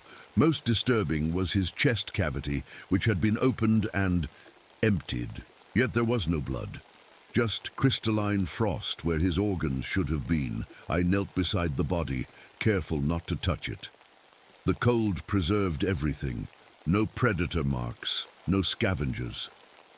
What kind of animal does this? Dixon asked, his face pale beneath his tan. I don't think it's any animal we've documented, I said quietly. Back in my cabin that night, I downloaded images from my research cameras, motion-activated units I'd placed around the park to track wolf movements. Most showed nothing unusual, but one had captured something that made my blood run cold. The image was blurry, taken at night, but it clearly showed a massive, wolf-like creature moving through the trees. Its fur appeared transparent, almost glass-like, and I could make out dark shapes beneath, organs visible through the ice-like coat. Most disturbing were its antlers. Not like a deer's, but twisted formations that seemed to be made of the same transparent material as its fur. I stared at the image for a long time, trying to make sense of it. Nothing in my scientific training prepared me for this. I thought of the wolves avoiding certain areas, the strange ice formations, the impossible temperatures. Something ancient was hunting in Yellowstone, and we were in its territory. Dixon wasn't. Convinced. Could be lens flare, equipment malfunction, he said when I showed him the image. Besides, we've got tourists and staff to protect. I'm organizing a hunting party. Walter, you can't just hunt this thing, I argued. We don't know what it is or what it's capable of. I know it's killed 2 people, he snapped. That's enough for me. I couldn't change his mind. By noon, he'd assembled a team of 4 rangers, all armed with rifles and tranquilizer guns. I insisted on coming along, hoping to prevent a disaster. As we prepared to head out, a rental car pulled into the station parking lot. Out stepped a man in his 60s, bald with thick glasses, and carrying more camera equipment than seemed necessary. Professor Howard Mitchell, he introduced himself, pumping my hand vigorously. Cryptozoologist. I've been tracking unusual animal reports for decades. Dixon rolled his eyes. We don't need ghost hunters, Professor. Not ghosts, Mitchell corrected. Cryptids, undocumented animal species. And I've been following reports matching your creature since the 1970s. I was skeptical, but interested. You've heard of something like this before. Reports from Siberia, northern Canada, even Antarctica. Mitchell nodded eagerly. Always the same. Mysterious freezing deaths, animals avoiding areas, thermal anomalies. See? Crackpot stuff, Dixon muttered, but something Mitchell said stuck with me.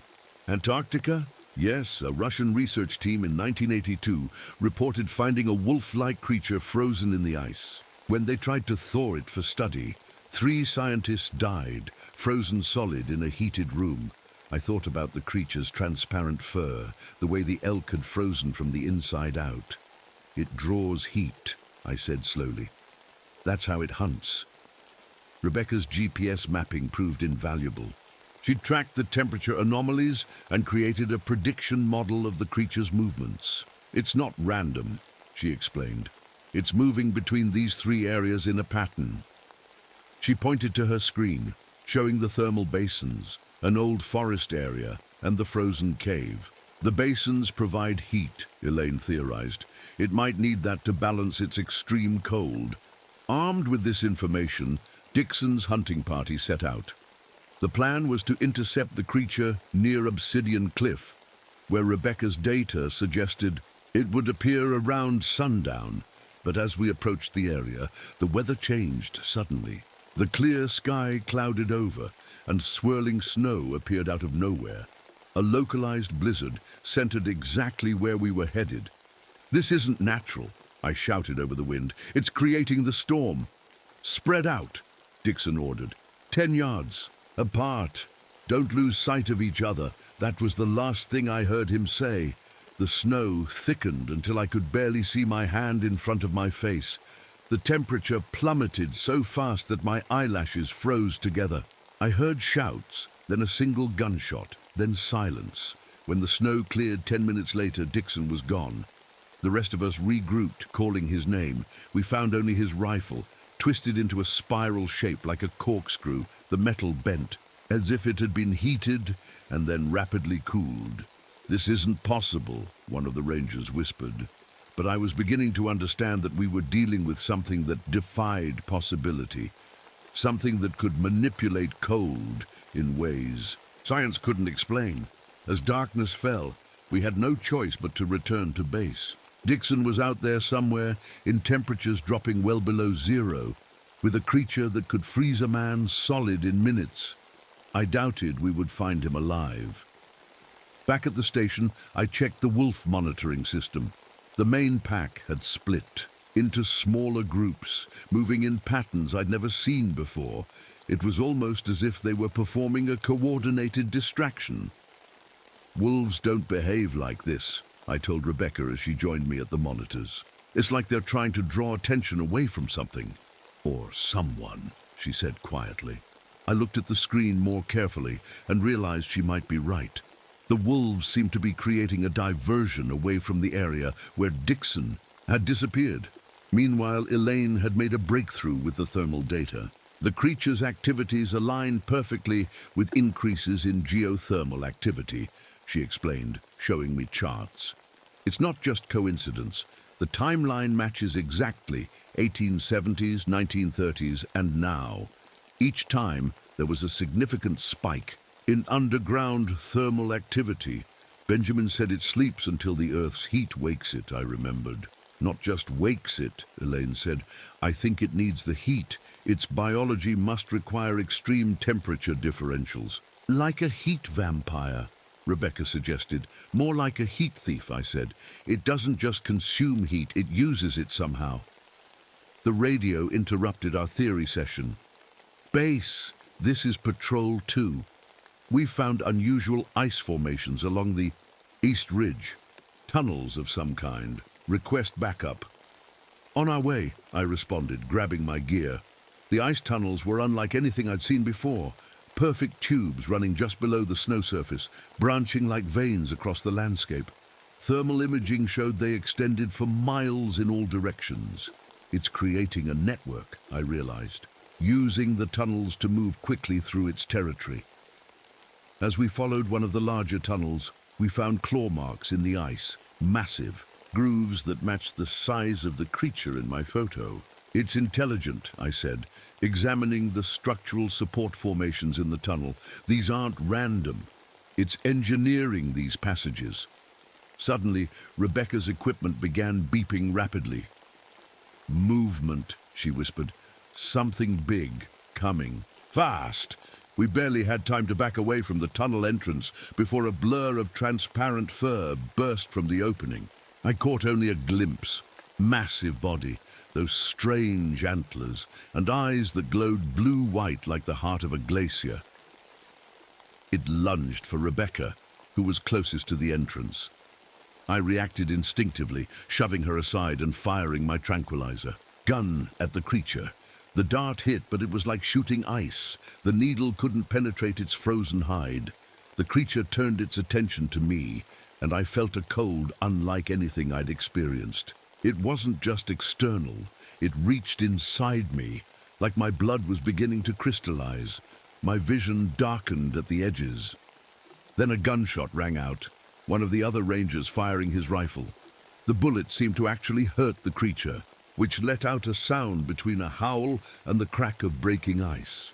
It retreated back into the tunnel, leaving us shaken but alive. "You saved my life," Rebecca said, her face pale. "We need to get back," I managed, my teeth chattering uncontrollably. I think I know what we're dealing with and how to fight it.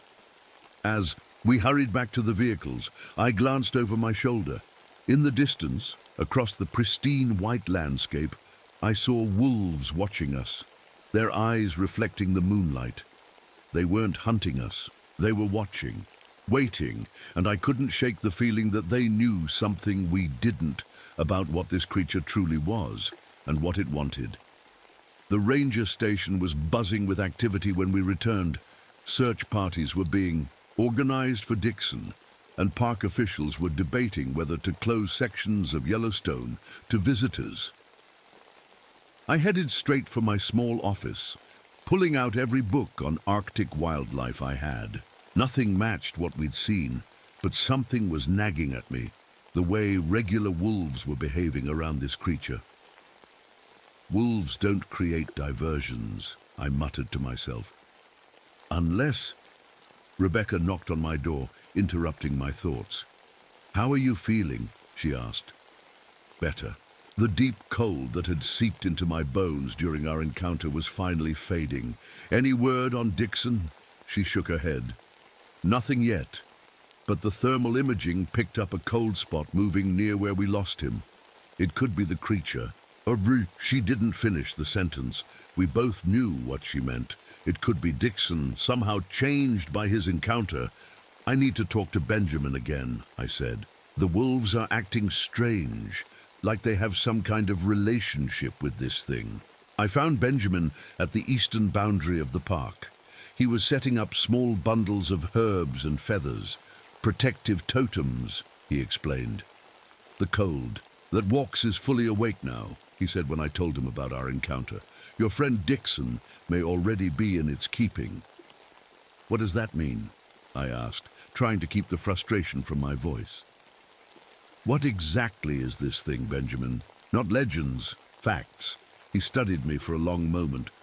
"In the old stories, it was once worshipped as a winter spirit. My ancestors believed it kept balance, bringing cold when needed, sleeping when not. But something changed. It became darker, hungrier." "The wolves," I said. "They're acting like they're working with it." Benjamin nodded. "Wolves were once its companions. Some say the first wolves were its children." A thought struck me. Could that be why our wolf reintroduction program suddenly attracted its attention? We brought wolves back to Yellowstone after they'd been gone for decades. "Perhaps," Benjamin agreed. "Or perhaps it's simply time in its cycle." "How was it stopped before?" I asked. Benjamin's face darkened. "Many died to send it back to sleep, but it was never truly defeated, only returned to its slumber beneath the ice." As I drove back to the station, his words echoed in my mind.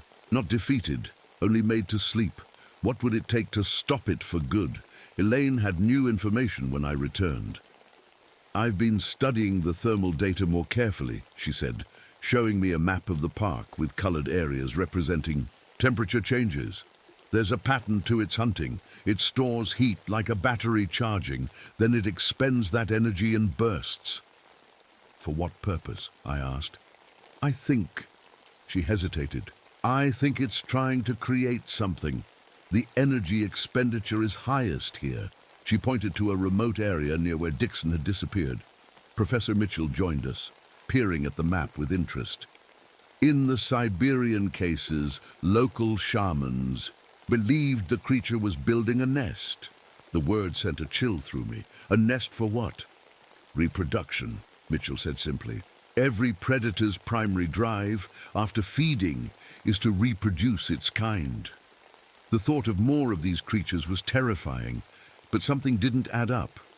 "If it's been here since before humans," I said slowly, "why aren't there more already?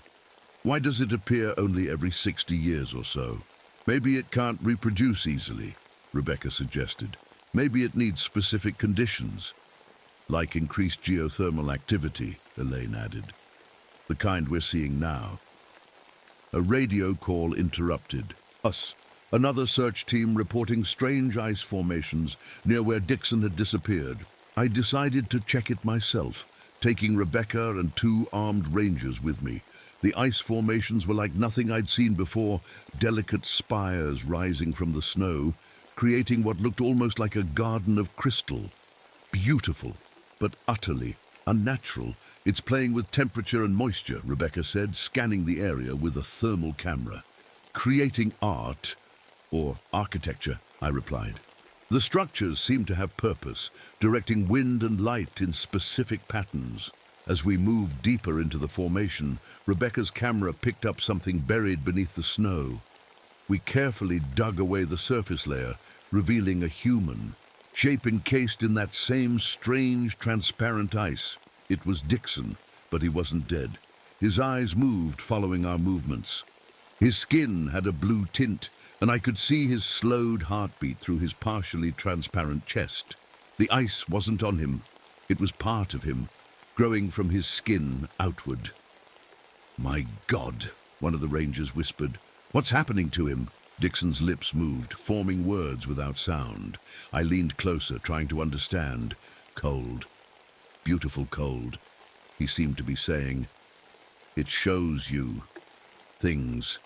His eyes locked with mine, and for a moment I felt a connection, like he was trying to share something vital. Then his gaze shifted, looking past me with sudden fear. I turned just in time to see one of the ice spires crack open. From within emerged what looked like a wolf pup, but made of the same transparent ice as the creature, with tiny antler buds sprouting from its head. It moved awkwardly, as if newly born, then focused on us with glowing blue eyes. "Nobody move," I whispered. "Don't threaten it." The ice pup sniffed the air, then let out a high-pitched sound, half howl, half crystal chime. From the distance came an answering call, the deep, reverberating howl of the adult creature. "We need to leave now," I said urgently. As we backed away, Dixon's hand shot out from the ice, grabbing my wrist with surprising strength. His touch was like dry ice against my skin. "It's changing me," he rasped, "making me like it, not just me, others, old ones, in the cave." Then his grip weakened, and he sank back into his icy cocoon. We retreated to the vehicles as the temperature around us plummeted. The adult creature was coming, and we had no desire to face it again. Back at the station, I treated the frostbite on my wrist where Dixon had grabbed me. His words kept repeating in my mind. "Others, old ones, in the cave. We need to find its lair," I told the others. Dixon mentioned a cave with others, could be previous victims. "Or previous versions of itself," Mitchell suggested. "Some hibernating animals create multiple dens." Elaine studied her thermal maps. "And there's an unusual cold spot here, near the base of Specimen Ridge. Ground temperature is way below normal, even for winter." "That's near where the old glacier used to be," I said, "before it receded." The pieces were starting to fit together. "I think this creature was trapped in glacial ice, maybe for thousands of years. Global warming and increased geothermal activity thawed it out. And it wakes up periodically when the conditions are right," Rebecca added. "The 1870s, 1930s, and now." "We should check it out," I decided. Professor Mitchell insisted on coming along. His knowledge of cryptid lore might be useful, despite Dixon's dismissal of him as a crackpot. Elaine would monitor from base, while Rebecca, Mitchell, and I would investigate the potential lair. The drop in temperature was dramatic as we approached Specimen Ridge. Regular wolves shadowed us from a distance, watching but never interfering. They're escorting us, I realized, making sure we find it. "But why?" Rebecca asked. "Aren't they helping the creature?" "Maybe it's more complicated than that," I suggested. "Maybe they're connected but not completely loyal." The cave entrance was hidden, behind a frozen waterfall, beautiful blue ice hanging like curtains. We had to chip our way through carefully. Inside, the cave opened into a vast chamber that shouldn't have been possible. Walls of perfect ice, glowing with a faint blue light from within. The temperature was so low, our breath froze instantly. falling to the ground in tiny crystals. Amazing, Mitchell whispered, his scientific curiosity overcoming his fear. It's creating its own environment. But what we found deeper in the cave stopped us cold. Bodies, dozens of them, preserved in transparent ice along the walls. Some were clearly recent, but others wore clothing from different eras. A trapper from the 1800s, a park worker in 1930s uniform, even what looked like indigenous people from centuries past. Most disturbing was that many weren't fully human anymore. Their bodies had partially transformed, with patches of transparent skin and small antler-like growths. "It's been doing this for centuries," Rebecca said, her voice shaking. "Taking people, changing them." But for what purpose? As if in answer, we heard movement from a side tunnel. We ducked behind an ice column as a large shape emerged, the creature itself moving with fluid grace through its domain. It approached one of the frozen bodies, a park ranger from the 1930s, judging by his uniform. The creature breathed on the ice encasing the man, which melted slightly. Then it bit into the ranger's arm, injecting something from fangs that glowed with blue light. The ranger's body spasmed, and we watched in horror as more of his skin became transparent, revealing organs that were changing color, adapting to extreme cold. "It's transforming him," Mitchell whispered, "creating more of its kind." "Or trying to," I added. Most of the bodies showed partial transformation but looked like they had died during the process. Only a few showed the complete change. The creature suddenly stiffened, raising its head to sniff the air. It had caught our scent. We ran, not bothering with stealth anymore. Behind us, the creature let out its bone-chilling howl, not pursuing us but calling to others. As we burst from the cave entrance, Rebecca's equipment began beeping wildly. "Temperature dropping fast," she warned. "Something's coming." From the surrounding forest emerged 3 smaller versions of the creature. Not pups, but not yet fully grown. Their antlers were still developing, branching in asymmetrical patterns. We were surrounded. I raised my rifle, though I knew bullets would do little against their frozen bodies. Rebecca readied her flare gun, our best defense against creatures of cold. But before either of us could fire, the regular wolves appeared. The same pack I'd been studying for months. They moved between us and the ice creatures, not attacking, but standing firm. The lead wolf, an old grey female I'd named Shadow, locked eyes with the largest ice creature. Something seemed to pass between them, some ancient understanding. After what felt like an eternity, the ice creatures backed away, disappearing into the forest without a sound. "The wolves protected us," Rebecca said in disbelief. "No," I corrected, watching Shadow's pack melt back into the trees. "They negotiated for us. There's something happening here that goes back thousands of years." As we hurried back to our vehicle, I couldn't shake what we'd learned. The creature wasn't just killing, it was converting, creating companions or offspring. And Dixon was part of that process now. But why did the regular wolves intervene on our behalf? What ancient pact existed between these species? I had a feeling Benjamin might know more than he'd been telling us. One thing was certain: the creatures. Activities were accelerating, and if it succeeded in creating enough offspring, Yellowstone would become a hunting ground for something the modern world had never faced. We needed to find a way to stop it. Not just put it back to sleep, but end its threat forever. The question was, how to kill something that seemed to thrive on cold itself. As I started the engine, I noticed ice forming on the inside of the windshield, spreading in patterns like fern fronds, a message or a warning. The creature knew. We'd been in its lair, and it wasn't going to let us interfere with its plans. The race against time had begun.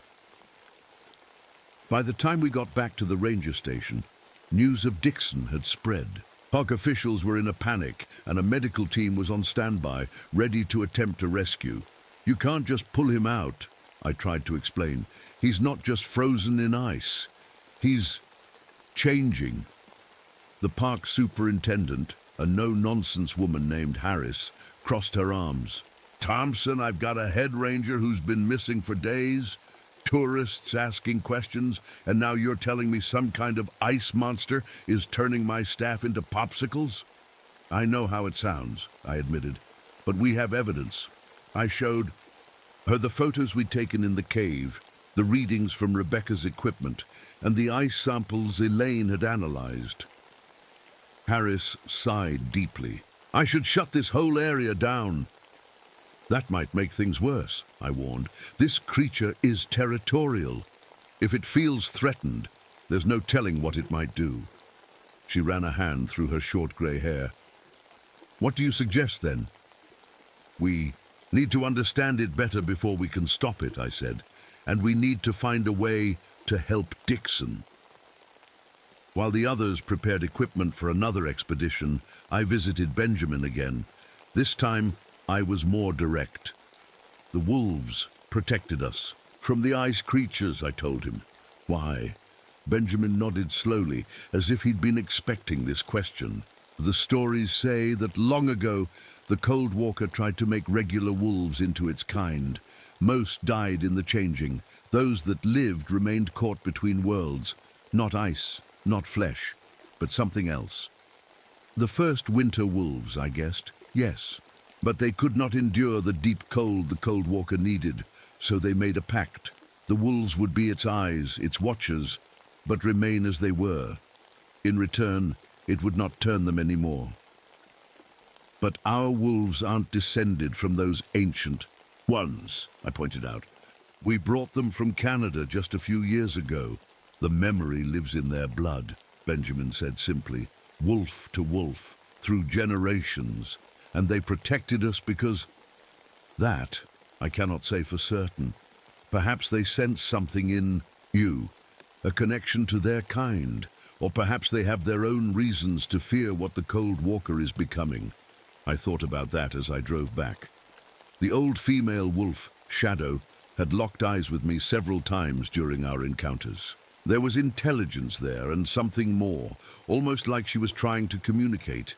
If the wolves were somehow connected to this creature, but not completely under its control, they might be key to understanding how to stop it. Back at the station, Elaine had made a disturbing discovery.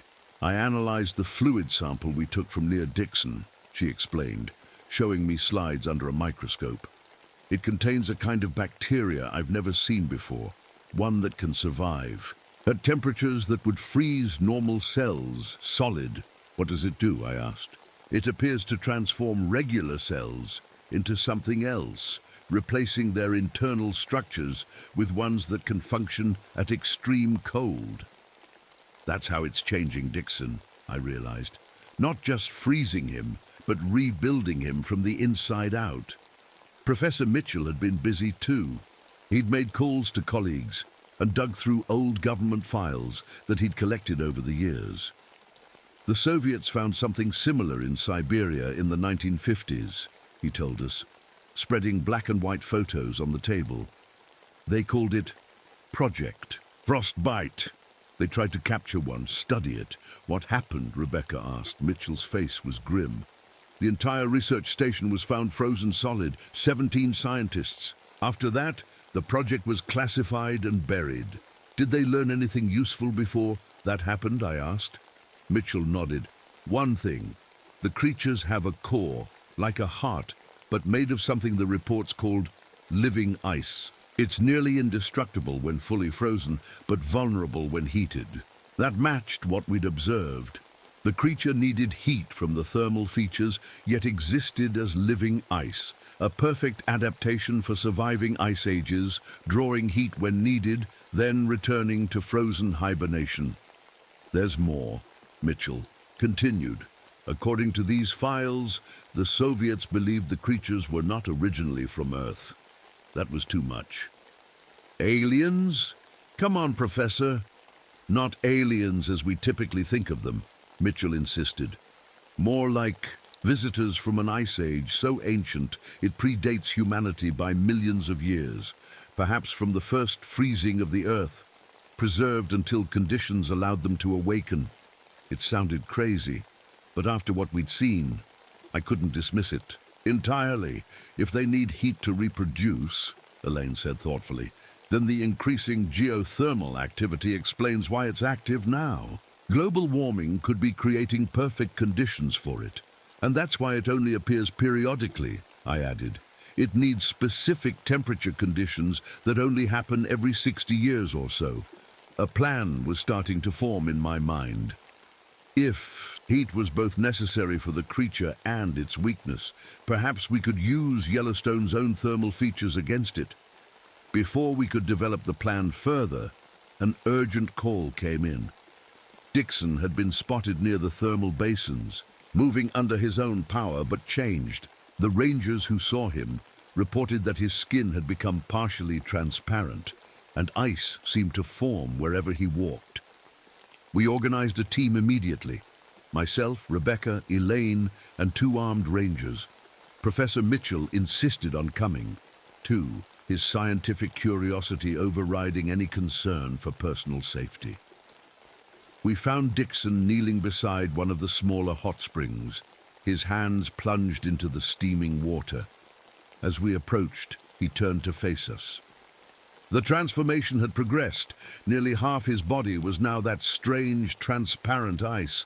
Through his chest, I could see a slow, rhythmic pulse of blue light. "Walter," I called cautiously, his eyes focused on me with effort. "Marcus, I can still remember, but not for long."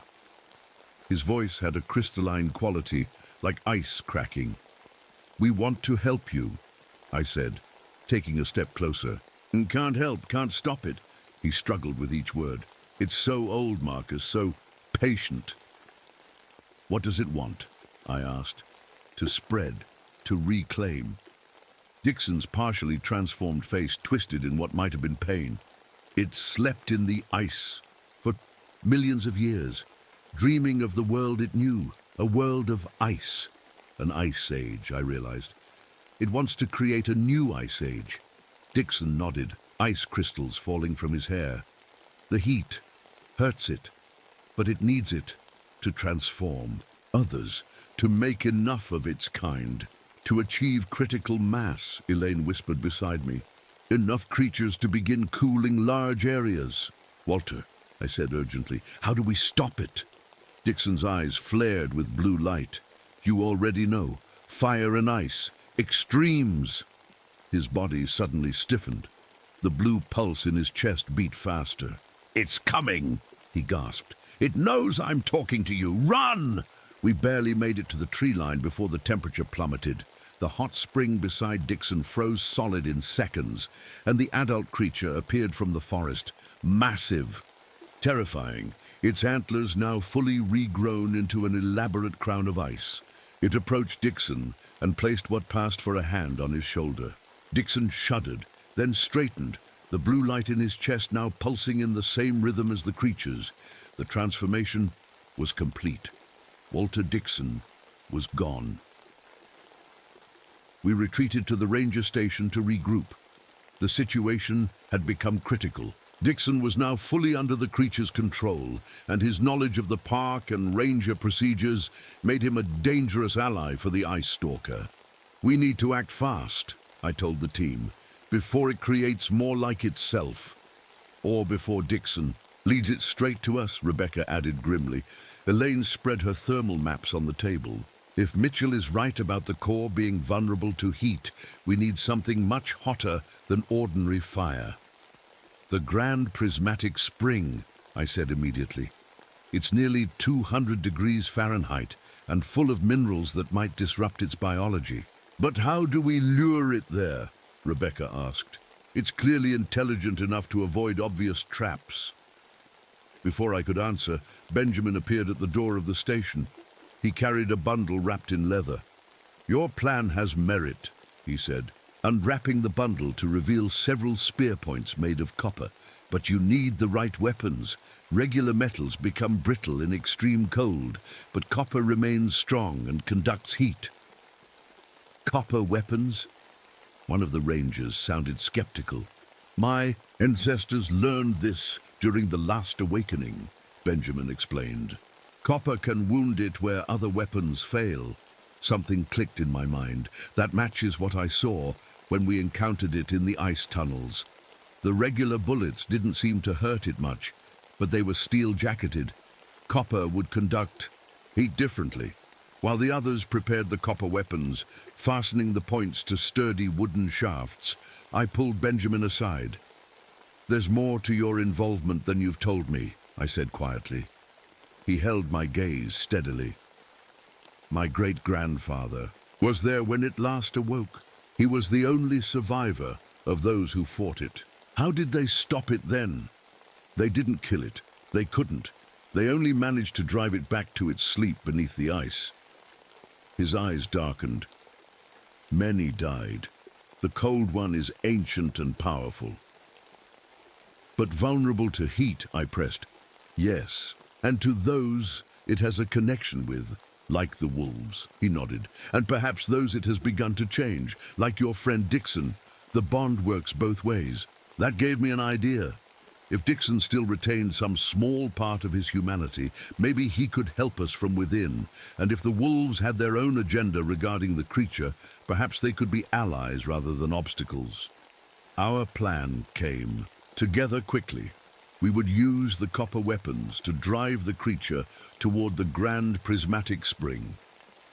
Rebecca would set up thermal barriers with portable heaters to funnel it in the right direction.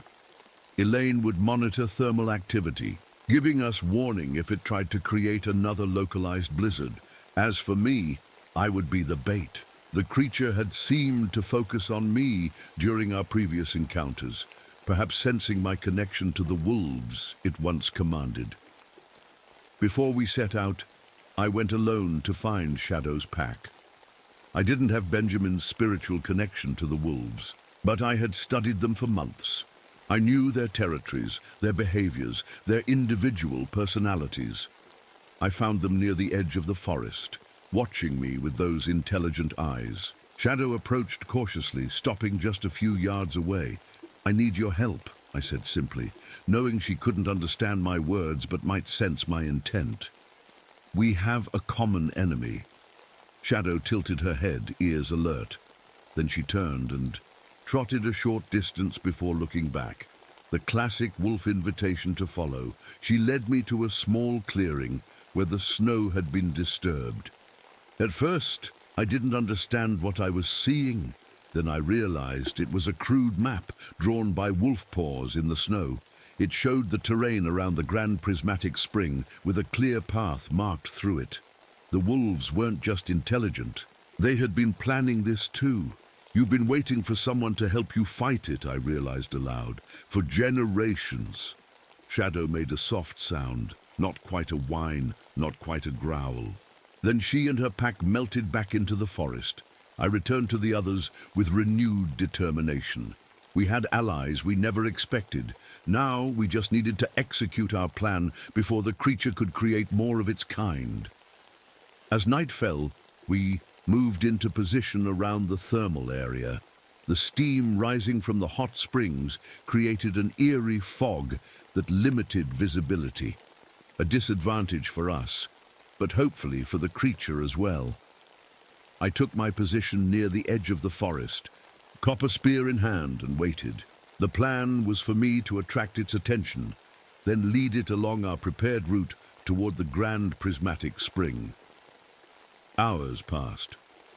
The temperature dropped steadily until the steam from the hot springs turned to frost in the air, creating crystal formations that hung suspended before drifting to the ground. "Movement to the north," Rebecca's voice crackled through my radio. "2 heat signatures, one human-sized, one much larger. Dixon and the creature approaching together." I steeled myself and moved into position. When they emerged from the trees, I almost lost my nerve. Dixon was fully transformed now, his body a smaller version of the main creature.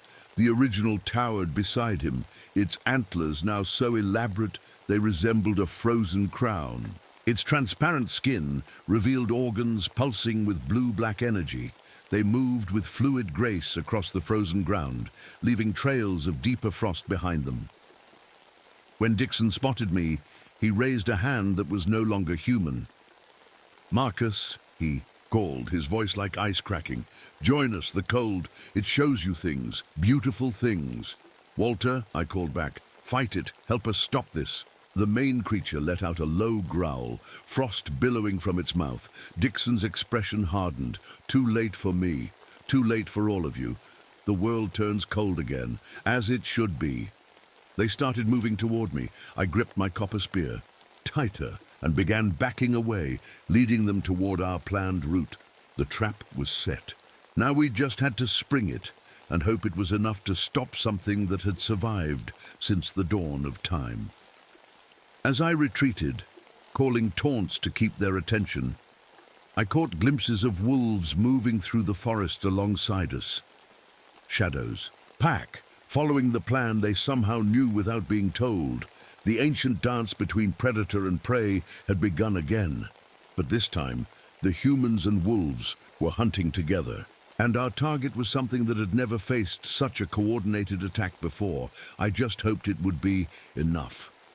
My heart pounded as I led Dixon and the ice creature along our planned route. The night air burned in my lungs, each breath visible. In the moonlight, behind me, I could hear their strange footsteps, not the crunch of snow, but the crystalline sound of ice forming and breaking with each step. "Just a little further," I whispered to myself, gripping the copper spear tighter. Rebecca's voice crackled through my radio. "They're following. Thermal barriers are ready." Our plan was simple, but dangerous. We had set up portable heaters to create a corridor of warmth, funneling the cold-loving creatures toward the grand prismatic spring. The spring's near boiling water, rich with minerals, might be the only thing hot enough to damage the creature's ice core. As I neared the first thermal barrier, I gave the signal. Rebecca activated the heaters, creating walls of heat that narrowed the path behind me. I sprinted through the warm corridor, but when Dixon and the creature reached it, they hesitated. The main creature let out a sound like breaking glaciers. Its transparent skin seemed to ripple with discomfort as the heated air touched it. "Now, Elaine!" I shouted into my radio. From her position, Elaine triggered the release valve on one of the small geysers nearby. A burst of steam shot into the air, temporarily blinding the creatures and pushing them toward the only path available, the one leading to our trap. But the creature was smarter than we'd expected. It raised its antlered head and seemed to sniff the air. Then it turned and smashed through our heat barrier, ignoring the damage to its frozen hide. "It's breaking through!" Rebecca's voice was panicked. "It's heading east!" "That's toward the ranger station," I realized with horror. "Toward people!" I changed direction, racing to intercept them. As I cut through a stand of pine trees, I nearly collided with Shadow and her pack. The wolves moved with purpose, darting ahead to block the creature's new path. The lead wolf let out a howl that was echoed by others hidden in the darkness. Suddenly, wolves seemed to materialize from all directions, more than just Shadow's pack. Others had joined them. The ice creature stopped, its glowing blue eyes taking in the circle of wolves surrounding it. Dixon stood beside it, his partially transformed face showing confusion. "The pact," he said, his voice crackling with frost. "You cannot interfere." Shadow stepped forward, hackles raised, teeth bared. The message was clear. The pact was broken. The creature let out a roar that shook snow from the trees. The wolves didn't back down. Instead, they began moving in coordinated patterns, forcing the creature and Dixon to retreat back toward our planned route. I had underestimated the wolves completely. They weren't just helping us. They were executing their own plan, one perhaps centuries in the making. With the wolves herding them, the creatures had no choice but to move toward the grand prismatic spring. I raced ahead, rejoining Rebecca and the others at our final position. "The wolves are bringing them," I shouted as I arrived. "Be ready." The grand prismatic spring glowed an unearthly blue in the darkness, its steaming waters ringed with vivid colors even in the moonlight. We positioned ourselves around it, copper spears ready. When the creatures emerged from the trees, driven by the wolf pack, they stopped at the edge of the thermal area. Steam rose around them, turning to frost in their presence, creating a surreal mist. It's now or never, I told the others. Drive them toward the spring. We charged forward, copper weapons extended. The main creature reacted with surprising speed, swinging one massive claw and sending a ranger flying. Ice formed instantly where its claws scratched his jacket, spreading rapidly across the fabric. I jabbed my spear at the creature, and to my amazement, the copper tip sank into its frozen hide. A high-pitched, keening sound escaped it, and blue fluid, not quite liquid, not quite gas, leaked from the wound. Emboldened, we pressed the attack, forcing the creatures backward toward the spring. Dixon fought with the intelligence of a human and the strength of the ice creature, making him the more dangerous opponent. "Walter!" I called out, hoping to reach whatever remained of my colleague. "Help us! Fight it!" For just a moment, Dixon's movements faltered. His glowing blue eyes met mine, and I saw a flicker of recognition. "Can't fight it," he said, his voice almost human again. "But I can lead it." Before I could react, Dixon grabbed the creature's arm. With strength born of his transformation, he began pulling the larger creature toward the spring. "No!" the ice stalker roared, its voice like an avalanche. "Betrayer!" Dixon looked back at me one last time. "Finish it, Marcus. Don't let it sleep again." Then he threw himself into the grand prismatic spring, dragging the creature with him. The water erupted in a massive plume of steam and ice crystals. The creature's scream was unlike anything I'd ever heard, a sound of primordial rage and pain. Its transparent body began to crack as the near-boiling water attacked its frozen core, but it wasn't dying easily. It thrashed in the spring, one massive claw catching Rebecca as she moved too close to the edge. She fell, crying out in pain as frost spread rapidly up her arm. I rushed to her, pulling her away from the edge. The cold was spreading fast. "Oh, too fast!" "The spear!" she gasped, her face pale with shock. "Use it!" I grabbed my copper spear and turned back to the spring. The creature was weakening, but still fighting. Dixon was nowhere to be seen, already dissolved by the mineral-rich waters. With all my strength, I hurled the spear at the creature's chest, where the blue-black heart pulsed beneath its transparent skin. The copper point struck true, sinking deep into the creature's core. The effect was immediate and catastrophic. Cracks spread across the creature's body like a sheet of ice breaking apart. The blue light within it flared blindingly bright, then began to fade. With a final, earth-shaking cry, the ice stalker collapsed into the spring. Its body dissolved, releasing clouds of steam and strange, glowing particles that rose into the night air before dissipating. It was over, but at a terrible cost. Rebecca's condition was critical. The frost had spread to her shoulder, her skin turning the same transparent blue as the creature's. "We need to get her to a hospital," I told the others, lifting her carefully. "No time," Benjamin said, kneeling beside her. From a pouch at his waist, he took a paste made of herbs and minerals from the hot springs. "This will slow it. It helped others long ago." He spread the paste on the frozen areas, and to my amazement, the spread of the ice slowed. Rebecca's eyes fluttered open. "Did we do it?" she whispered. "Is it gone?" "It's gone," I assured her. "Dixon, he saved us all." As we carried Rebecca back to the vehicles, I looked for Shadow and her pack. They watched from the tree line, their work done. The alliance between wolves and humans, perhaps as old as the ice creature itself, had finally succeeded. Shadow held my gaze for a long moment, then turned and disappeared into the forest with her pack. Our paths had crossed for a purpose, and that purpose was fulfilled. In the days that followed, we worked to contain the aftermath. The official story blamed a rare weather phenomenon and toxic gas leak from the thermal features. Few believed it, but fewer still were ready to accept the truth. Rebecca survived, though doctors were baffled by her condition. The freezing gradually receded, leaving her with pale scars like frost patterns on her arm. She returned to her ranger duties with a new appreciation for the park's mysteries. Professor Mitchell documented everything, though his academic papers were met with the usual skepticism. It didn't matter to him. He had witnessed the truth firsthand.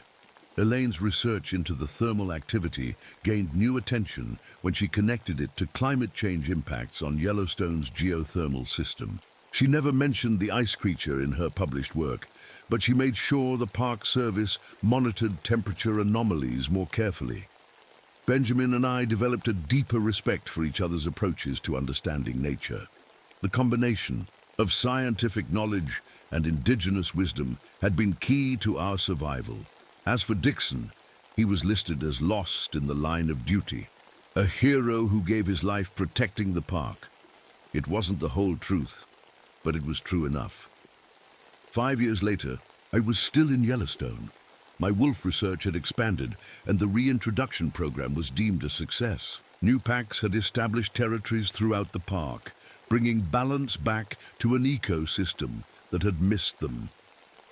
On a cold winter morning, I tracked a new wolf pack through fresh snow. Their territory included part of the area where we had confronted the ice stalker. Most signs of that encounter had long since disappeared, reclaimed by the resilient wilderness. As I crested a ridge, I spotted something that made my blood run cold. A small formation of ice crystals, growing in the distinctive pattern I remembered all too well. Beside it, wolf tracks circled cautiously. I knelt to examine it more closely. The ice had an unnatural symmetry, spreading in delicate fractals across. The snow. My temperature gauge showed a familiar anomaly, colder than the surrounding area should allow. A twig snapped behind me. I turned to find Shadow watching me from a few yards away. She was older now, gray around the muzzle, but her eyes were as intelligent as ever. She approached the ice formation and pawed at the snow beside it, then looked at me meaningfully. I dug where she indicated and found a small copper point, one of the weapons we had used against the creature, preserved perfectly in the frozen ground. The message was unmistakable. Our victory hadn't been complete. Something remained, dormant perhaps, but still present, and the wolves were still watching, still waiting. I looked at Shadow and nodded my understanding. The alliance continued. As I hiked back to my vehicle, I radioed Elaine at her university lab. "We need to talk," I said simply. "I'm seeing some unusual ice formations." Her response was immediate. "I'll be there tomorrow. Rebecca too."